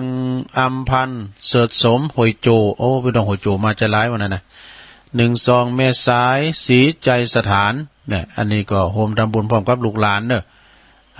กันเตดแล้วก็มีปอนนั้นดวงฤทธิ์แม่สมหมายจากแก้วตุ่นพึ่ง ตุนพึ่งตำบลสำลานลาดดอยสะเก็ดเด้อ ดอยสะเก็ดมาทำละปอสักดาทองสีปวนอย่างนี้ปวนเทพเพิ่นน่ะท่าดอยแจพี่น้องท่าดอยแจกับปัจจหลายน่ะก็ลมตำบลแถม1 ซองแม่วันเพ็ญดาววีแม่ห้อยเงินดอยสะเก็ด1 ซองแล้วก็พ่อบุญเย็นพินโยนะพ่อบุญเย็นพินโยพร้อมครอบครัวรวมทำบุญกับตุลุงยองโอ้ขอบคุณเด้อพ่อบุญเย็นเด้อพ่อบุญเย็นก็รวมทำบุญมาแล้วก็สุชาพัฒชัยการบันสันต้นแหนแม่คือดอยสะเก็ดเด้อโอ้มาแล้วแม่คือดอยสะเก็ดก็มาจะลายเนาะแล้วแม่รัตนาใจพรหมใจยาเนี่ยแม่ของไทย อันนี้แม่แดงดอกตะล่อมนะที่เปิดเอาหนังสือถวายตุลุงที่เฮาอ่านเอาวันฟังกันทุกวันเนี่ยขอบคุณแม่แดงเด้อการเทศตุลุงยองบัวบุญนี่สว่างวันเนาะโอ้อันนี้สันทรายโลงเด้อบัวบุญนี่นะวันนั้นประกอบมาดอกที่วากรกองคำฮูนน้องเจเจเนี่ยฝากไว้ทำบุญโดยขอบคุณเด้อที่วากรน้องเจเจแล้วก็ศรัทธาพี่น้องห้วยไซบันทิศรัทธาพี่น้องห้วยไซบันทิ1 ซองแล้วก็มีนายสุพัฒนางสุมิตราปัญญาเนี่ยมันเตอเครื่องบินเฮ้ยปัญญาอย่างนี้บาท่าหมื่นเข่าเนื้อตำบุญทากาศโอ้พี่น้องท่าหมื่นเข่าก็มานะแล้วก็มีอาจารย์พงศักดิ์อาจารย์ลัดดาจี้ลัดอันนี้ก็รวมทำบุญแถม1 ซองเน้อแล้วก็อันนี้ปนานชัดชัยวงศากันนะเนาะเปิ้นว่าเปิ้นปิ้นหรือว่าลุงนานแก้วนะดอยตินะก่อนนะเปิ้นว่าปิ้นนั้นเพิ่นเดียวกันถึงอาจารย์เลินแล้วก็ปอวิรัตอาจารย์เลินตาเซียวนี่อยู่ป.6 ฝ่านะปิ้นป.ครูตุลุงนี่ก็แล้วก็ปน้อยวิรัตหล่อทานนะเปิ้นว่าเห็นซิดเมทีเหมือนกันว่านะยันได้ก็กันปะนี่ก็จะเอาเบอร์โทรเด้อโทรหากันเอาเด้อปนั้นแก้วนี่เปิ้นเดินมาอยู่ดอยติแล้วเปิ้นไปปิ้นเคยอยู่แม่ริมบ่ไปปิ้นดีมีกินอยู่ตั้งแม่ริมบ่นะขอบคุณเด้อเดี๋ยวเอาเมืองฟังนิดหน่อยเนาะนำทีมโดยอาจารย์เจริญโชติธรรมโมเนาะตุบิเริญเปิ้นตุลุงนิมนต์ไปปั่นป้อนก็น้อยแหละโอ้เปิ้นมากันจะหลายเด้อมีปมอินทรแม่จงดีเชื้อกันทาเนี่ยแม่จงดีเขาก็มานะหอมกันเตตุลุง1 ซองแล้วก็มีแม่ชวนพิษแกนวลกันเนาะแกนวลถวายตุลุงยองเนี่ยปอสุชาติแม่บัวพันธ์เอกวันนี่ก็บ้านโหฝายเนี่ยตำบลโป่งน้ำห่อนอำเภอฝางแถม1 ซองแม่อวนสุลินตาอันนี้ก็ท่าฮัดนี่ก็ฝางเด้อ1 ซองแม่บุญเรืองชัยเงินแม่บุญเรืองชัยเงินอันนี้ก็มาจากหมู่หาตุนพึ่งฝางเด้อ1 ซองสถานนางสาวนัทกมลแซ่กุยนี่มาจากหัวฝายกันเนาะปุ่งน้ำห่อนฝางเหมือนกันเนาะก่อนแล้วมีแม่จันทนาถาวงแม่จันทนาถาวงบ้านหัวฝายปุ่งน้ำห่อนฝางแถม1 ซองแล้วก็มีแม่คำเชื้อเกื้อการลุนวงหัวฝายเนอะห้วยปุ่งน้ำห่อนฝางแถม1 ซองเนาะจบอันนี้ก็จบไปได้อีกก่อนแล้วก็ผู้ก็มีแฮมหน่อยอยู่นะย้ำเสียงตัวเนอะย้ำเสียงด้วยแฮมหน่อยอยู่ผู้ก็จะอ่านต่อเนอะสถานเนี่ยที่เปิ้นบาหอมกันเตดการน้ำกาไฟตุลุงขอเจริญปอนขอบคุณกับสถานญาติโยมมาณโอกาสที่นี้ด้วยเนาะแล้วก็อันแม่บุญด่วนด้วยเนาะแม่บุญด่วนที่เปิ้นฟ้อนดาบนะ รวมทำบุญด้วยขอบคุณเลยเอาตั้งใจเอาปอนกันเด้อก็เดี๋ยวก็จะประกาศข่าวสารงานบุญสักเล็กสักหน่อยแล้วก็จะได้เปิดสายนะหยาดน้ำเนอต่างอกต่างใจฟังเทศฟังธรรมไปแล้วเจ้าของกันเทศถือว่ามันเป็นเจ้าของกันตึงลงตึงหลายหยาดน้ำเนอแม่เพนเด้อยะถาวาลิวาหาปุลาปาลิปุเรนติสากัลลังเอวะเมวะอิโตตินังเปตานังอุปกปปติอิสิตังปะถิตังตุมหังคิปะเมวะสมิจจตุสเปปุเรนตุสังกปปจันโทปนาลโสยะถามณีโจติลโสยะถาสปิติโยวิวัจจันตุ สัพพโลโกวินาศตุมาเตภวัตวันตรายโยสุขีติคายุโกภวะอภิวาตานาสีลิสานิจังวุธาปจายโนจัตตารโอธรรมาวัฏันติอายุวันโนสุขังปะลังเอาแล้วเอาป่อนให้หลอบตึงลงตึงลายนอที่เปิ้นหอมซองมาก็ดีดื่มได้อ่านและจืดเดียวก่อนผู้ก็ยังมีอยู่นะซะนะผู้ก็ยังมีโอ้จืดตกหลุนไม่กล้าไอ้นะผู้ก็จะอ่านให้ฟังนำกั้มเนาะแล้วก็อันนี้เขาประกาศข่าวสารงานบุญกันนะโยมเด้อมีหลายอยู่เหมือนกันนะข่าวสารผมจะหลายก็แหละก็ต่างวัดม่อนห้วยแก้วนะรัตนารามก็ต่างอยู่ที่ตำบลเดียวกันเนี่ยตำบลดอยหล่อฮะเนี่ยโดยมีท่านพระครูกัลยาณปราโมทย์อาจารย์สมหวังพร้อมด้วยคณะศรัทธาเปิ้นก็มีการสร้างวิหารโลงเนอะแปลงวิหารโลงหลังใหญ่อัศราบรรจุคนเข้าไปเป็นปั้นๆนะเปิ้นกำลังปูตั้งงานปูปื้นหินแกรนิตโตนะพระจะปิ้นจะพาตารางเม็ดละ500ก็แจ้งความประสงค์จำนงไม้ได้เนอที่วัดม่อนห้วยแก้วอาจารย์สมหวังพร้อมกับทางคณะศรัทธาเนอไปแจ้งความจำนงกันได้เพราะว่าออกภาษาแล้วเพื่อจะมีงานบุญใหญ่นะเพื่อจะบรรจุพระธาตุใช่ไหมนะเปิ้นสร้างกูขนานกันไปนะพระธาตุก่อสร้างวิหารก่อสร้างนะพระธาตุก็ได้รับความอนุเคราะห์จากตระกูลกิ่วแก้วแม่จันฟ้องคุณเชิดพงษ์เขานะแล้วก็สถาวัดกับตองเนี่ยเหล่ายาวใต้สุมาตรเหล่ายาวเหนือเปิ้นสร้างวิหารครอบพระเจ้าสมปรารถนาเดี๋ยวนี้เปิ้นก็กำลังสร้างอยู่ไผไข่ไปปิ้นเจ้าภาพรวมกันมุงดินกระเบิ่งก็ดีแผ่นละ20 บาทติดต่อได้ตุปีแดงเนอะไปติดต่อตีตุปีแดงได้นะรองเจ้าอาวาสแล้วก็เลขาตีวัดกับตองเหล่ายาวเหนือเนอะท่านเจ้าอธิการจรูนฐานะทินโนซึ่งเปิ้นก่อปิ้นเจ้าคณะตำบลเหล่ายาวเจ้าวัดกับตองด้วยเนาะท่านพูนนี่เปิ้นกบฟังกันหลายนะปอทอนฟังอยู่ปอทอนโทรมาสักเตือนนี่แล้วก็วัดพระธาตุดอยหล่อวัดพระธาตุดอยหล่อเปิ้นก็สั่งศาลาหอฉันเนอะโดยพระอธิการจิตอนาลโยตุปีแอนะเปิ้นแปลงห้องศาลาหอฉันเดี๋ยวนี้ก็ติดโบติดอย่างละนะพระเจ้าลมเป็นเจ้าภาพเล็กปูนหินดินทรายก็ติดต่อใดเนอะเปิ้นมี2 หมู่บ้านโดยการตามบันไตดอยหล่อเปิ้นก็ปลงชันวิจัยยปันนะทางเหนือนี่ก็ห้วยโจวัดบ้านห้วยโจปลงจรูนใจอินใจคำนะปลงจรูนปลงสวยติดต่อใดเปิ้นก็กำลังสร้างเนาะนะวัดพระธาตุดอยหล่อแล้วก็วัดตาจ้างเนอน้องหล่องสุพรรณารามเปิ้นก่อสร้างหอบุรพาจารย์โดยท่านบดิกาตุปีบดิกากรวุฒิธรรมทัศสีตุปีเนาะพร้อมกับปลงผ่านชัยกาวินก็นี่นะบ้านของปอกำนันกำนันเดชปอกำนันเดชแล้วก็ทางตุปีเขาตุปีเต่งเขาเปิ้นแป้งหอบุรพาจารย์พระจะไปปิ้นเจ้าภาพเนอะไปปิ้นเจ้าภาพดินกระเบื้องมุงหลังคาก็ดีวันนั้นก็ทางคณะสงฆ์พระภิกษุสามเณรวัดตาจ้างหั่นน่ะเปิ้นหอมกันได้2 ปั้นมุงหลังคาน่ะแล้วก็ตุปีบุญเติมนะพระครูนันทบุญญาเขต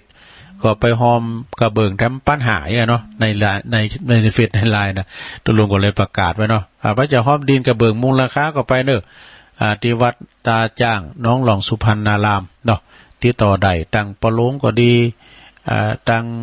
ตุปีเขาก็ดีตุปีเต่งเขาก็ดีเนาะไปกินไปตานกันเปิดก็มีประจำปีงานประเพณีเปิดเนาะครูบาพันธ์แล้วก็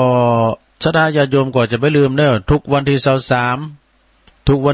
23ของเดือนนี้เปิ่นก็จะมีการทำบุญทักษิณานุปทานอุทิศถวาย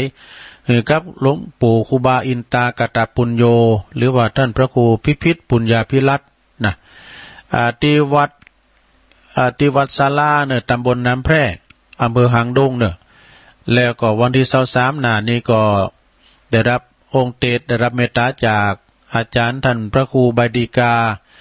สมศักดิ์ปิยวันโนเนอจากแม่ริมเป็นองค์เตศเนอเป็นองค์เตศแล้วก็คณะเจ้าภาพก็ได้รับเมตตาจากคณะของลูกศิษย์ลูกหาของครูบาดวงดีวัดบ้านฟ้อนเนี่ยเนาะเปิ้นเป็นเจ้าภาพเนอะเอาแล้วก็เจ้าภาพถึงหลวงถึงหลายแต่ว่านั้นเปิ้นมาเป็นเจ้าภาพลักแล้วเฮาก็มาโลมกันเนอะที่วัดศาลาตำบลน้ำแพร่เอาหลวงพ่อก็โทรมาหาตุลุงเหมือนกันวันนั้นตุลุงกายไปยกมือไหวตึงไปตึงมาน่ะ วัดศาลาเนี่ยวันหน้าวันตาแท้ๆจะไปกราบคารวะสรีระลางอะไรดวงวิญญาณของหลวงปู่ครูบาอินตาและจะไปไหวหลวงพ่อพระครูโชติสุวรรณสอนหลวงพ่อก็มีเมตตาธรรมสูงเด้อเพิ่นก็ฟังรายการตุลุงนะเพิ่นก็โทรมาอยู่เหมือนกันขอบคุณกราบขอบคุณในเมตตาธรรมหลวงพ่อเด้อต่อไปก็วันที่12นะ12สิงหาปุ่นเด้อ12สิงหานี่ก็63ก็ขอเชิญรวมพิธีบรรจุพระบรมสารีริกธาตุเจ้าพระธาตุชเวดากองจำลองเด้อแล้วก็วัตถุมงคลต่างๆวัดดอนจันทร์เด้อโยมเด้อวัดบ้านเกิดของอาจารย์พระครูอภิวัฒนวิกรมในวันที่12สิงหานะ12สิงหาก็เป็นวันแม่นะเดินหน้านี่ก็ซะนะตั้งคณะศิษย์ของหลวงปู่ทองเปิ้นได้สร้างชเวดาพระธาตุชเวดากองจำลองแล้วก็เปิ้นจะมีการบรรจุวัตถุมงคลบรรจุหัวใจพระธาตุพระบรมสารีริกธาตุในวันที่12สิงหาหมู่เฮาทั้งหลายก็ปะกันไปกันนะไปกินเป็ดตาลเปิดหูเปิดตาอย่างว่านั้นน่ะโมนได้โมนแต่ไปกินเป็ดตาลบันเทิงในการบุญงานบุญงานกุศลต่างๆแล้วก็วันที่25เด้อสถานเด้อ25กรกฎานะเดี๋ยวกันเด้ออันนี้เปิ้นมาหลายเตือวิทยุตุลุงบัดดังจ้ะฮัลโหลนมัสการครับอาจารย์ครับผมอันนี้ตอนใดจ๊ะอันไอ้กบตัวน้องเบลครับโอ้ก็เดี๋ยวก็โทรมาเด้อตุลุงอ่านรายการขอบคุณเด้อครับผมขอบคุณหลายๆสาธุสาธุสมมาเนี่ยลงนะเปิ้นโทรมาใจก็ตุลุงก็นึกว่าวิทยุมันดังไงครับเปิ้นโทรมาหลายเตือมันเป็นยังเด้อไอ้กบเพิ่นน้องเบลวันที่25นะโยมเด้อวันที่25กรกฎาคมเขา25เดือนเนี่ยกะเนาะตั้งอันปูนอันไอเลิศพันธุ์เขาไอเลิศพันธุ์นี่เปิ้นก็คือเปิ้นอยู่ในวงการในการไปตานข้าวสารอาหารแห้งตานเต้นไปตานให้คุณอยากไล่เข็นใจความจริงมันก็มีในไลน์นะเขาจะอ่านในไลน์ก็เปิ้นโทรมาติ๊กๆเดิมมันก็ลุไปก็เลยว่าวันที่25นี่นะแล้วพร้อมด้วยคณะคืนสีขาวเขาจะไปตานเต้นเก่าวัดเนอะที่อำเภอเวียงแหงรวมกับสีพลอยประดับยนต์อันอาจารย์เลิศพันธ์เพชรพลอยสีพลอยประดับยนต์เนอะวันที่25นี่ก็ลมโตกันนะโยมเนอะปากันไป25เดือนเนี่ยนะเขาจะไปตานกันปูนเวียงแหงไปเกยไปพองตุลุงไป2เดือนะโอ้ปิ่นบรรยากาศทั้งอย่างนี่ไปพอดอยป่าสนก็มีอย่างเข้าไปตังฮอดเนี่ยกะตังแม่เจียมนี่นะโมนและทศตุลุงเคยไปพระจองลักแต่งเคยไปวัดพระธาตุแสนไหนะแล้วก็ไปทำลายตีฉะนั้นก็วันที่25นี่เด้อพระจะไปกินไปตานไปรวมบุญกุศลกินตานกันไปตานเตนไปตานเตนกับอาจารย์ท่านพระครูอภิวัฒนวิกรมพร้อมกับคืนสีขาวเฮาก็เจิญเด้อความจริงกันในก่องานของคุณเลิศพันธ์แต่ว่าหมู่เฮาเจ้าขาดทั้งหลายเนี่ยเฮาก็ไปกินไปตานโดยเปิ้นนะในวันที่25กรกฎาคมเด้อ25กรกฎาคมเหมือนกันเด้อสถามันยังมาเตดกันได้25เดือนเนี่ยกันเนาะตั้งโรงเรียนดอยแดนโรงเรียนโฮเฮนบันดอยนะเพิ่นว่านะเพิ่นจะมีการตอดป่าสามัคคีเนอะโดยผอ.นิมิตปัญญายองผู้อำนวยการโรงเรียนเฮานิมิตปัญญายองแล้วก็ประธานในการนั้นตอดป่าครั้งนี้ก็ได้รับเมตตาจากท่านพระอธิการสุทัศน์ธนัญชโยอันเป็นเจ้าอาวาสวัดดอยแดนเนอะพร้อมกับ คณะศรัทธาเนอะเปิ้นก็จะไปโลมกันไปตานผาป่าโฮงเฮนดอยแดนเปิ้นบูรณะปฏิสังขรณ์ที่อันใดมาเลินซุ่มลงไปก็เปิ้นก็จะแปลงเนาะอันนั้นก็ขอเชิญในพี่น้องต้องไฟดอยแดนตุงปู่แดงเขาเนาะบันไก่ที่เปิ้นอยู่ไก่เฮาก็ไปตานโดยกันถ้าดัดต้นบ่ายจ้ะเนาะโดยท่านพระอาจารย์สุทัศน์ท่านนันชโยนะเจ้าวัดดอยแดนเป็นประธานเนอะแล้วก็ตั้งปอดุลเขาก็ปอสมคิดเขาก็เนี่ยโอ้วันนั้นปกไปก็จะลายเนอะปอดุลปฏิคำเขาเนี่ยเปิ้นไปตานกันพี่น้องเหล่ายาวกันเนี่ยโอ้หลายตีที่เปิ้นได้ไปก็ฝากห้อมกันไปก็มีต้องวันที่25เหมือนกันเนี่ยกรกฎานะฮะอันนี้ก็เปิ้นโทรมาบอกตุลุงก็ประกาศไว้เนาะแล้ววันที่12เหมือนกัน12อันนี้กันยาบ่เนาะ12กันยาเดือนในบ่กันเนาะ63เปิ้นจะมีจัดกิจกรรมธรรมสัญจรบวรร่วมใจที่วัดพระบาทอุดมเนอะโอ้จะได้ไปเมืองฝางนำแล้วครั้งนี้เปิ้นจะไปแจกของด้วยวิทยุด้วยตุลุงจะได้ซื้อวิทยุไปโดยพองก็ให้เอาไปออกเบอร์พระใจยังออกรางวัลพร้อมใจ เอาไปเปิดตอบปัญหา ปุ่นเนอ12กันยาบ่เนอพี่น้องฝางปะกันเนออาจจะได้ไปปะตุปีเลินเขาเต็มแล้วแม่จงดีเขาบ่น้อยบุญปันเขาเนาะ พี่จ่าน้อยเขาน่ะมาเด้อ12กันยาพุ่นนะกิจกรรมธรรมสัญจรบวรร่วมใจที่วัดพระบาทอุดมนำบ่อสาวาที่เก่าเวลาเดิม ก็ไปกินไปตานด้วยกันเนาะไกลอยู่วันที่18กรกฎาคม18พุ่มฮื้อนี่นะ63คณะแสวงบุญอุบาสกอุบาสิกาสายป่าสร้างหน่อยเนี่ยโดยการนำของแม่ตอมผู้นำบุญอาจารย์สวัยทองพันช่างแล้วก็ไอ้สมพงษ์อาจารย์สมพงษ์บุญธรรมเขาเนี่ยนะหลายกะผู้นำบุญดังหลายเปิ้นจะไปตานเตนกับวัดเนอะเปิ้นจะไปตานเตนกับวัดโอไปหลายเนอะไม่ดีเป็นว่าพุทโธไม่ดีเป็นว่าไปหลายเนอะตัวเนอะนี่นะเปิ้นจะไปตั้งลำมาที่วัดพระธาตุโดยน้อยก่อนนี่เนาะแล้วจากนั้นก็จะไปกันปินตีนะอันนั้นก็ยินดีต้อนรับเนอะสายบุญทางป่าสร้างน้อย พี่น้องหลายท่าเนาะโอ้เปิ้นจะมากันหลายจะได้ตุ่มน้ำยังเล่งอย่างน่ะตุ่มน้ำตุ้มจ้ะ น้ำมาตูมโอท็อปจากอันวัดเสาหินอ่ะ สีโบบานเปิ้นอย่ามาผักกันเนี่ยมากินของง่ายนี่ก็ได้เนาะห่อข้าวมาเด้อห่อข้าวไปห่อข้าวมันมา ขอบคุณสายบุญทางป่าสร้างหน่อยเนอะแม่ตอมเนอะพร้อมกับตุปีหลวงบอกว่าจะมากะเนาะตุปีหลวงบอกว่าจะมากะเนาะตังตุลุงวันเขาก็มาก็ได้ดูท่านมหาสุภัทรเขาว่าเนาะ ก็มากับมาสายบุญเนาะโมนนะเขาไปกันหลายมันโมนจัดโมนแหละนะตอนนี้ไปก็มีแล้วก็เนี่ยสายบุญต่างๆเวลามีก็ตุลุงโอ้ที่วัดจะว่าอันนี้วะเนาะพูดก่อนเนาะเม็ดจันยายจันเนี่ยบนสูงมากเนี่ยมันโมนด้วยนะกอไก่ขอไข่คอควายคอคนคอละกลางข้างฟ้านะโอ้แรงบื้อจ้าเนี่ยก็ตั้งไว้จะเดียนะในไล่นะเม็ดจันบนสูงมากเนี่ยใครนะเป็นคนเขียนเดี๋ยวเอาละสายมาแล้วอันนี้ไม่ดีใช่กันน่ะไม่ดีไว้ได้เจริญปอน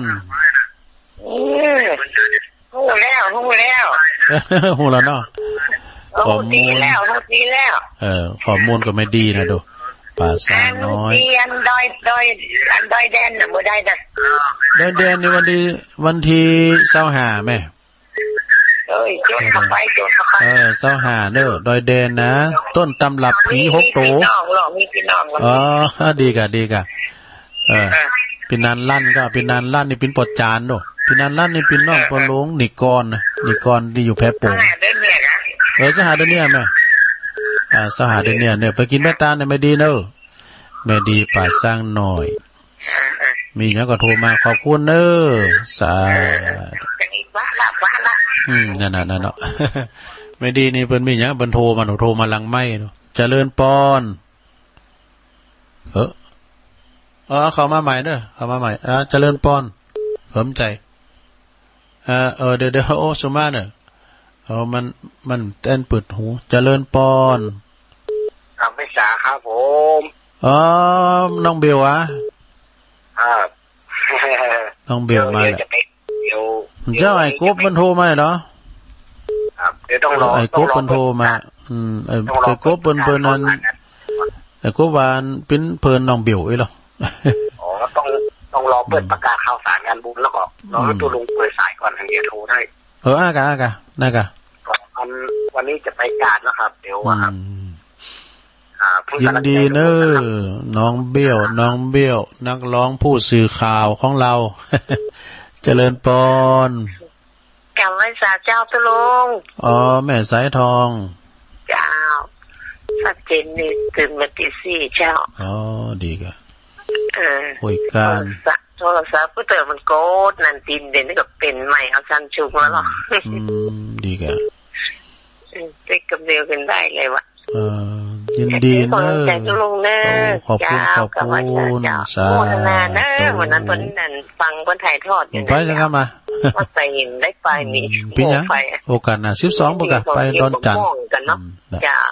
สาธุเข้ามาสายไกด์เข้ามาวันนี้สายไกด์ก่อนก็ได้เจริญปอนไหวสาเจ้าตุลุงแม่จันทิพย์เกตการลาม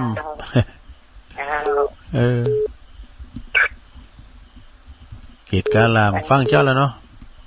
ที่สังหารได้ไปกับฉันเนาะไปต่อตุลุงไปต่อจ้ะอันนี้ได้รับคำสั่งตลอดท่านพระครูเพิ่นว่าฮือเด้อนี่ท่านเพิ่นบอกว่าเสไปด้วยกันน้อยก็ไปนี่ก็เพิ่นเมื่อไปเฝ้าเสาก็จะเป็นต้องเฝ้าเสาอยู่นี่อ่ะ ฟังรายการเพิ่นกันเนาะขอบคุณนะแม่เด้อชัดเจนดีเนาะกำลังใจตุลุงนะเจ้าขอบคุณเด้อชัดเจนดีเจ้าสาธุแม่จันทิพย์เกตการลามเข้ามาแถม08995565506เจริญปอนวิสาเจ้าตั้งได้จ้าแม่อยู่ไม่ย่อยเสียใจนะคะเจ้าอ๋อแม่สมผัสวันนั้นมาวันนั้นประเทศไทยเจ้าปียังฟังเพื่อนถ่ายทอดอยู่บ้านเนี่ยใจจะเข้าไปมันปียังไปตื้นนานกันแม่ย่อยสันทรายแม่สมผัสเนาะเป็นยังสักขอบคุณแม่สมผัสแม่ย่อยสันทรายเข้ามาอีกเจริญปอนไหวสาเจ้ายายน้อยมาแล้วเจ้ายายอันวันที่2ยายในมือจุมาเลยเป็นยังเขาถามหาบ่หรอวันก็ยังที่อันท่านได้ยินนะเนาะเพราะว่าเครื่องวัดความดันยายความดันสูงนี่แหละใหญ่นะเอาสุขภาพไปก่อนยายก่อนทำหุ้มรีดข่าวยังว่ามุดเกมแต่เมื่อน่ะเนาะความดันนั้น239สั่งซื้อลูกร้านไว้หมดเนาะก็จะตายปกติเราหมอเวลาถ้า180นี่ไปโรงพยาบาลทันทีส่งหมอหนักหมอสั่งเนาะ200ตายวันนั้นเลยเจ้าความดันอยู่ดีมีสุขเจ้ากำยองวันละกำนะเจ้าวันนี้กำบาขอจุมานะเจ้าน้องภาษาไทยแปลว่าขอโทษเจ้าขอโทษเด้อท่านผู้ฟังท่านเจ้าสุขภาพของท่านวานะเจ้าสุขภาพไปก่อนนะสาธุขอบคุณแม่น้อยกาดนัดบันดอนลงเพิ่นตั้งใจแต่ที่แรกจะไปนอนกันลูกเจริญปอนทำไมต่างเจ้ายายพรมาแล้วฟังเจ้าแล้วบ่ร้องวัวแดงสันกำแพงเชียงใหม่วัดท่าล่อมีเป็นไงฮะวัดท่าล่อมีเป็นไงวัดตาล่อโอ้ก็ไม่เนี่ยกะก็ในตำบลเดียวกันตุลุงคนนี้กะตาล่ออารามตาล่อเพิ่นจะเป็นวัดแล้วนะเดี๋ยวนี้วัดอารามน่ะอารามเดินหน้าจะขอเดินหน้าหวานแม่จะมากะเพิ่นได้จะไปจานนะมาแว่แค่หันไม่ยายพอนํเดี๋ยวนี้เจ้าห่างปุ๊กนั่นน่ะ พื่อนเดี๋ยวไปทางพระเจ้าดีกับไปตานพระเจ้าดูโทท่านอาจารย์อริยทรัพย์อริยวังโสปลงสุขเขาจันลัดศรีสุภาเนี่ยปลงสุขเขาประมอยเขาปลงอันนั้นเนี่ยกันนะเนาะโอ้เปิ้นปิ้นกันฮะจะมาตานวันใดวันที่ยังจะมาเนาะจะมาตานจะทำกรรมแล้วก็ย่างขวดไปตานเนี่ยอารามตาลอเอาพระเจ้าไปเป็นจะได้ปิ้นวัดแล้วขอบคุณเด้อแม่ขอบคุณยายพรนักนะก็ค่อยปะกันเด้อวันใดก็ค่อยบอกแม่กำกับตุลุงก็อาจจะประกาศให้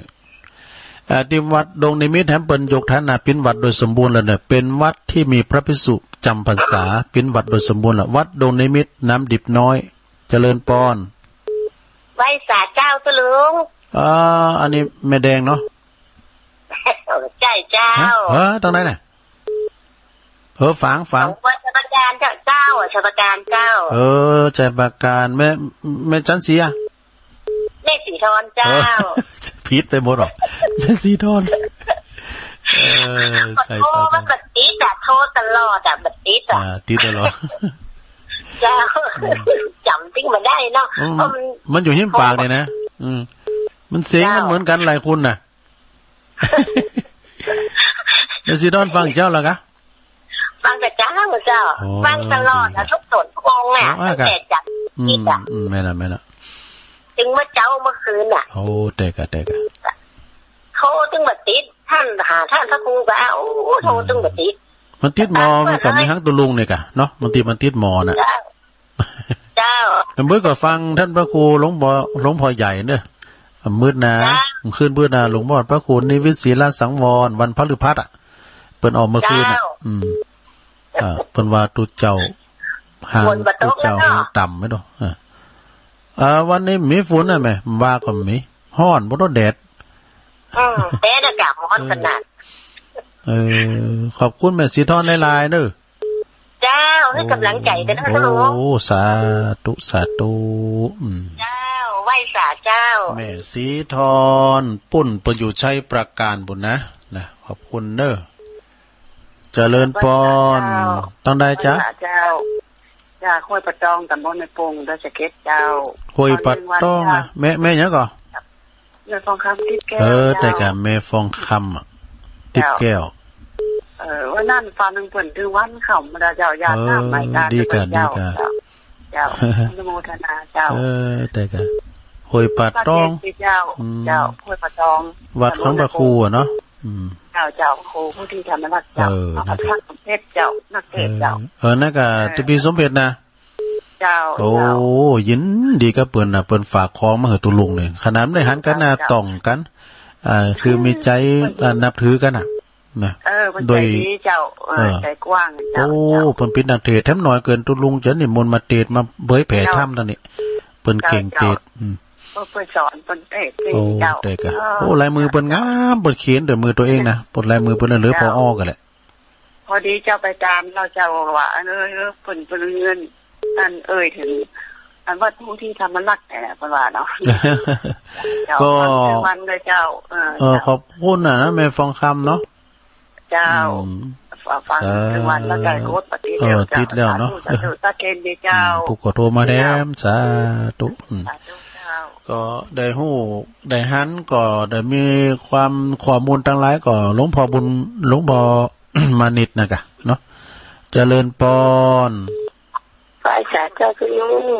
ท่านใดจ้าแม่ไม่สีเจ้าฮะ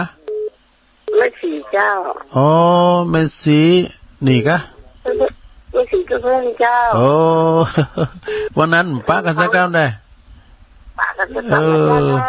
เป็นอย่างไม่กันแน่น่ากะแม่สีเข้ามาหลายหลายเจ้า10 ป่ายเจ้าโอ้พอดีกะป้าหลวงพ่ออยู่เนาะหลวงพ่อปันป้อนโอ้ก็สุดยอดแล้วกะโอ้ป้าหลวงพ่อเขาป้าหลวงพ่อนั่นก็ไปเจ้าน่ากะโอกาสมีไปเมื่อเจ้าเน้อโอ้น่ากะมีโอกาสมาก็มาทำเด้อเจ้าไปหาท่านเป็นวัดนะคะวัด อันบักทางเจริญใช่บ่ปะแท้เพิ่นก็ ไป ไป ปะ เจ้า กับปีกมาโดยกันน่ะนี่ไปซ้ำตกโหลดรู้ ตกโหลดกันบุบาบายตุลุงในบุตรตะขำได้ปีกอะกำตึกวันศิลป์นี่จะนอนหันคืนนะคืนว่าจะได้นางตักคุณเฒ่าปีกเพราะว่าบุตรโอ้ดีกับเพิ่น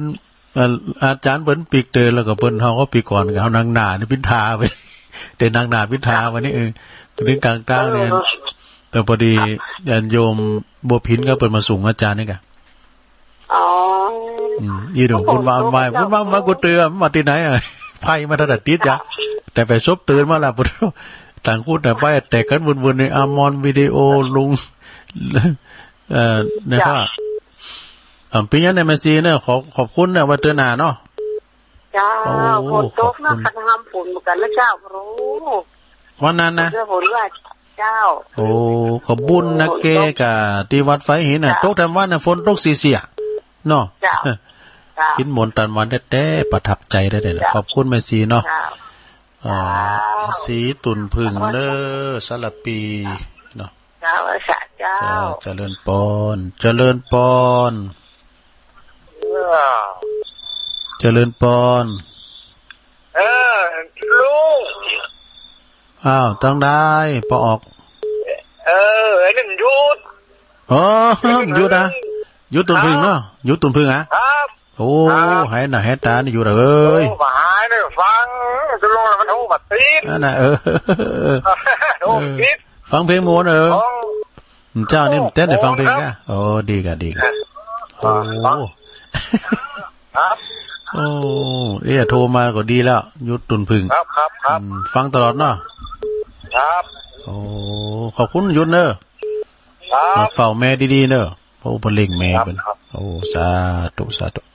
อันนี้เปิ้นก็ปทุกคนหนุ่มอยู่นะอายุสัก20ปลายก็วัยรุ่นอยู่นี่ถ้าเปิ้นก็พอเปิ้นฟังเปิ้นพ่อแม่เปิ้นเจริญปอน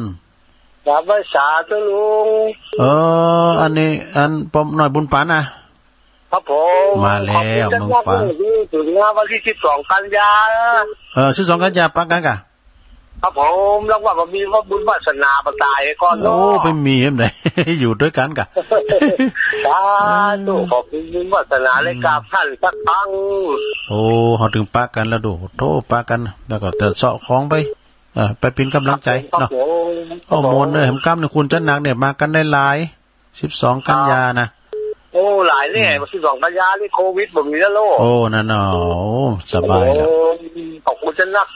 กำลังใจที่ลุงตลอดพอได้กำลังใจก็ปอหน่อยบุญปันก็ในกะเพิ่นฟังตลอดลูกเนาะแม่ปานนี่เขาโทรเพิ่นโทรกันมาถึงแบบนี้อย่างนะถ้าฟังก็ตัวลุงขอซื้อมื้อเจ้ามาแรงครับผมแรงบื้อแถมครับผมท่านโทรมาอย่างก็โทรมาก็ใจดีแล้วเนาะครับกลับไปสาครับผมเจริญปอนเด้ออันนี้ผู้ฟังอาวุโสทั้งสายปุ่นเด้อเมืองฝางเด้ออันนี้นะขอบคุณปอหน่อยบุญปันหนักๆเด้อเสาหินเมืองฝางก็มีใช่ว่ามีแต่สีโบบานเสียเมื่อไหร่ แต่ว่าก็ขอบคุณตุปิเจนตุปิเคนนะเปิ้นโทรมาเนาะเจริญปอนไม่สาเจ้าตุลุงอันนี้แม่แดงเนาะต้นอันนี้แน่นอนแม่แดงดอกตะล่อมรัตนาฟังเจ้าแล้วกะเราได้ฟังเจ้าแล้วกดมันตีดีกะปากคอยไตวันนี้ไปขาดอยู่กะเราก็ได้ไปการทำละวันนั้นแต่ตันไปขาดตัววันนั้นวันไว้ไปวัดไทยนี่แหละไปตันอยู่เนาะมาตัวโยมพิสมัยกะวันนั้นไปด้วยน้องพี่สมได้กะเอาเงินก็เอาเนาะไปเป็นอย่างก่อนสัมมาอาชีโวนะฮีหามาได้เขาก็กินไปตันไปอากะแม่กินไปตันไปท่านเจ้าอันเจ้าลุงมันละออกแข่งกี่โมงก็เมื่อค่ำน้ำแรงก็บ่าย3นะกะบ่าย3 ถึง 5 โมงนะกะอันกี่วันนะเจ้าพอดีเปิ้นมอบหมายหึมแรงแอมวันนึงแรงบึ้ดกะ2แรงแล้วก็4เจ้า2แรงแล้ว4เจ้าในแรงวันพัดวันศุกร์แรงวันพัดวันศุกร์แล้วก็2-3เจ้านะกะ 2แรง3เจ้าวันพัดศุกร์เสาร์แล้วก็แรงวันพัดแรงวันศุกร์นี่ก็วันเสาร์นี่มีนะอันมีกำเจ้า3 โมงนี่เนาะเจ้าบ่าย3 โมงถึง5 โมงมันใจญาติพี่น้องนี่เปิ้นเป็นคนยองเปิ้นบ่ค่อยสบายเปิ้นใครฟังก็เดียวจะเอาไปจู่หูไปกะไปฟังบุตรเตทำหลวงพ่อบุญปันนี่กะเนาะจ้า3 โมงเนาะ3 โมง3 โมงเจ้าเพราะว่าเปิ้นเป็นคนยองคนละปูนเหมือนกันแล้วก็มันเจ้าดีแล้วอันบุตรเตทำบ่เพิ่นฟังเด้อเตทำยองฟังนะได้ก็3 โมงได้3 โมง3 โมงไหว้สาธุสาธุบุตรเตทำยองเจริญปอนไหว้ซะเจ้าตุลุงอันนี้ของคุณยองจากไหนน่ะจุดผึ่งนึกว่าบัดติดนี่แหละรับลืมตื่นตุลุงเมื่อวันเนี้ยไปกินหยังรับดีแต่รับดีก็ดีแล้วโธ่แม่ปานนี้ก็หายแซ่บนี่ถ้าจะบัดติดนั่นน่ะกะตั้งเอาเต้งเอาฮะกะแม่โควิดเขาเนี่ยมาถึงค่ำมื้อวันนั้นน่ะโอ้มันนั้นมาถึง6 โมงแหมก็ยังมาสวดมนต์โดยหลวงพ่ออยู่นี่แม่เขาก็ถ้าจะสัก4 โมงปลายเนาะมาถึงถ่ายกูยังได้อันถ่ายตัวปดปูนห้ามตุลุงโอ้เป็นว่าเจอฝนอยู่อ่ะปดโทมาบ้านเฮาพี่กะอันนี้มาถึงเงินล่ะโมนได้โอ้หันแม่หันแม่ซีเขาก็โมนโมนแต่ละมันปีไหนก็มันประทับใจได้กะได้ยินอันพระอาจารย์เปิดมาจะเมื่อเวงแห้งวันที่หยังก็วันที่25นะแม่ไปหรอ25เดือนเนี่ยกะ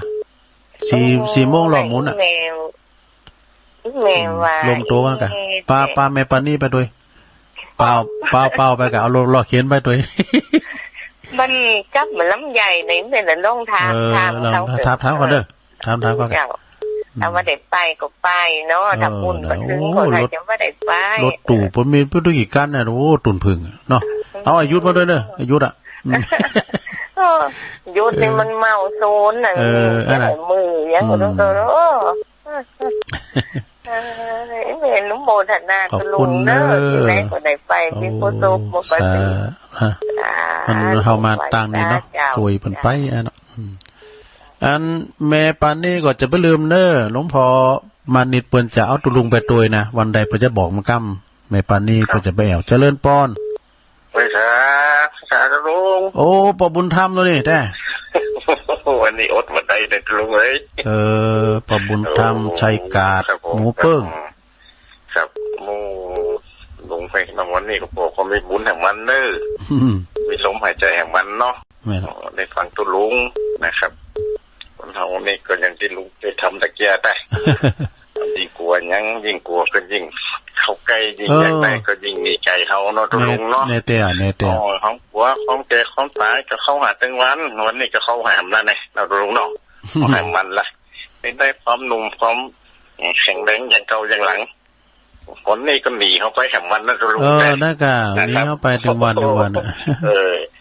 แต่ของเขานอนยืมเหมือนปืนมาแต่ตุลุงแต่อย่างก่อนวันเนี้ยเนาะผมทำก็มีก่อนที่เป็นคติธรรมแต่ครับผมได้ประมาทชีวิตเนาะก็ร่างกายเขานี้ก็ที่แท้ก็แค่บ้านเช่านะครับยังชั่วคราวเข้าทำนักพักอาศัย30,000 วันพันต้องยื่นคืนเขาไปวิงวอนใครไม่อาจขอต่อสัญญาเนาะถึงหมอดีผีดังอย่าหวังพึ่งเวลาถึงต้องจำพลากจากเคหาทิ้งร่างกายให้ไว้กับโลกาสิ่งนำพาติดตัวชั่วกับดีนะตุลุงเนาะทำดีก็ได้ดีเนาะทำบดีก็ได้บาปติดตัวเขาไปนะครับชีวิตที่เหลือเดี๋ยวนี้ก็ขอคือทำดีเนาะตุลุงเนาะครับเนาะเอาตุลุงไปสะพานบุญในตุลุงเนอะนะเนาะวันนี้ยมพ่อก็ได้บุญญาติธรรมที่ตื่นเจ้าวันนี้ที่โทรหาก็ได้บุญเหมือนกันกูคนนะครับเนาะนะครับขอทำดีนะตุลุงเนาะครับยมพ่อให้กำลังใจเนาะนะครับครับสักการเนอะครับข้าพเจ้าครับสาธุครับอันนี้ปอบุญธรรมชัยกาดเปิ้นอยู่หมูเปิ่งปนเนอร์นี่นะ โอ้วันนั้นในเปิ้นปิ้นจานอย่าว่า7ลิ้นบ่ดอกวันนั้น 7เน็ดอ่ะเจริญปอน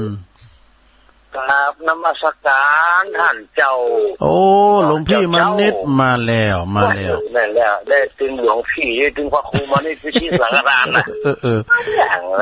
วันนั้นไม่ถือวันนั้นนี่เหลือธงชัยกันนี่บนโต๊ะมือสาวเว้ยมันเป็นธรรมชาติของคนที่มีความสุขมีปิติยินดีเนาะทำว่าการที่เพิ่นตบมือตบอย่างน้ำเจ็ดตบมือไล่ลงเวทีนะสะดุ้งอย่าสอนหอมบุญสอนหอมบุญวันนี้จะลงไทยลืมอย่างเนี่ยครับจะลงไทยลืมไหว้พระก็ได้ไหว้พระแล้วเหรอตอนที่เขาวันเปิดรายการยังไหว้วะฮะเจ้าก็ไหว้นะกะไหว้ละกะไหว้ครับมันคือคืนล่องเอาเข้าบุตรมาสาราพระพุทธก็เปิดละในวะเนาะไหว้นะกะนี่ลืมแล้วมันเป็นมวยกว่าต้องไหว้คู่ก่อนอ่ะต้องนางกาเราต้องขอบคุณแทนท่านอาจารย์สมเด็จวันเนอร์โอ้นากาทโรเปิ้นเอาหอมตอกดองมาเนี่ยบ่โตเป็นนั่นผัดสรรพคุณต่างยาแล้วก็มีหลายอย่างตัวแต่ถ้าลุงกินความเทศสักจ้อนนึงนะจึงหอมโตนดองนั่นน่ะสักสองหัวเนาะเสียงตุลุงเน็ตกำเลยมันฮ้อคอเลยเนาะหันตุลุงเคยฉันเคยกินได้ฝากความขอบคุณเพิ่นนักๆเด้อตุลุงเด้อโอ้สถานที่ตามลำตัวทุกคนเนาะไปนักกว่า3ลำรถเก่าน่ะดู3ลำรถกว่านักกว่านั้นรถตู้ทำกันเนาะปุ่นน่ะ12ค่ำ12เดือนหน้านี่นะ12สิงหาปุ่นไปปากับปุ่นค่ำไปนอนกันเลยเหรอพวกอ่ะดอนจัน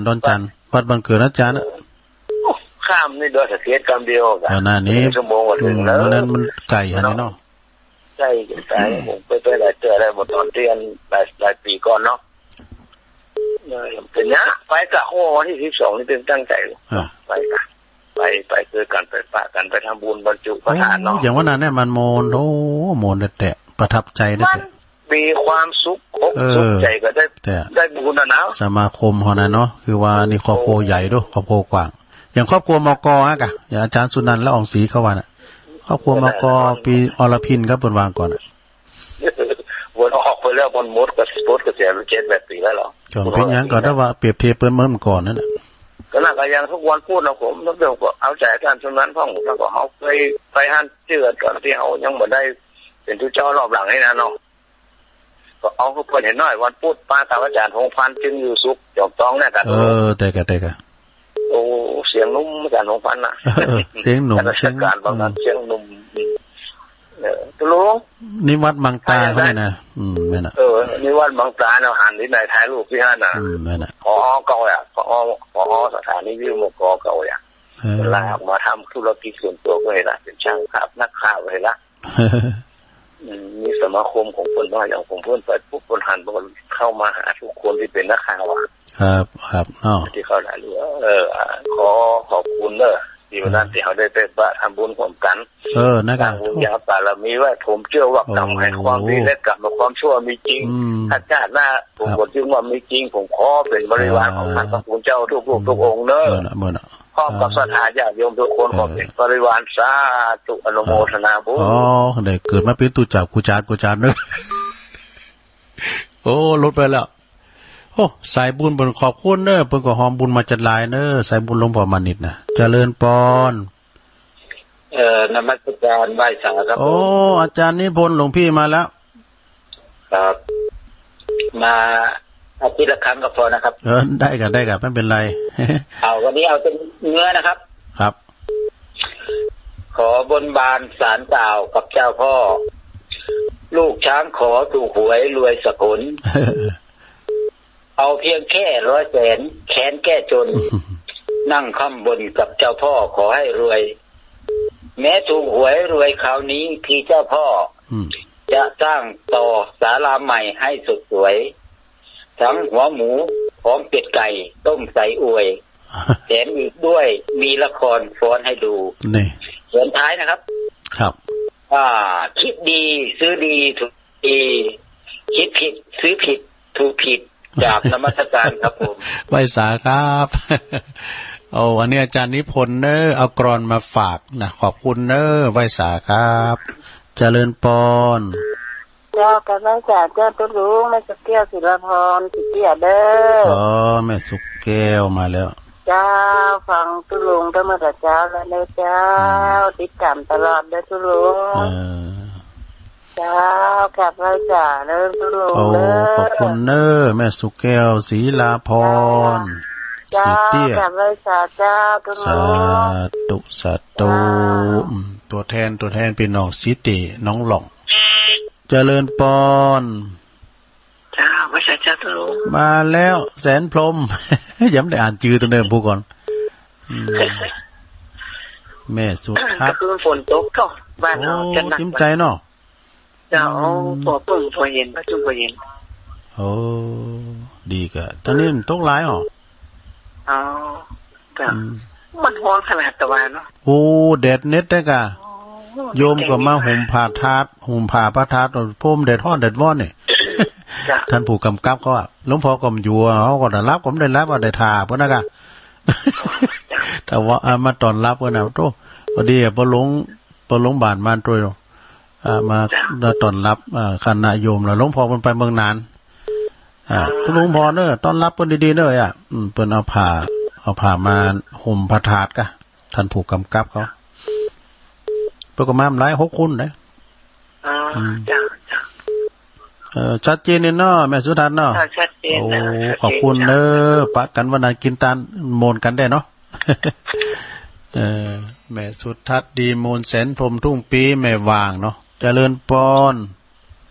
กับแม่สาธุโลโอ้แม่บุญพินเกือบสุดท้ายนี่แล้วพี่ยัง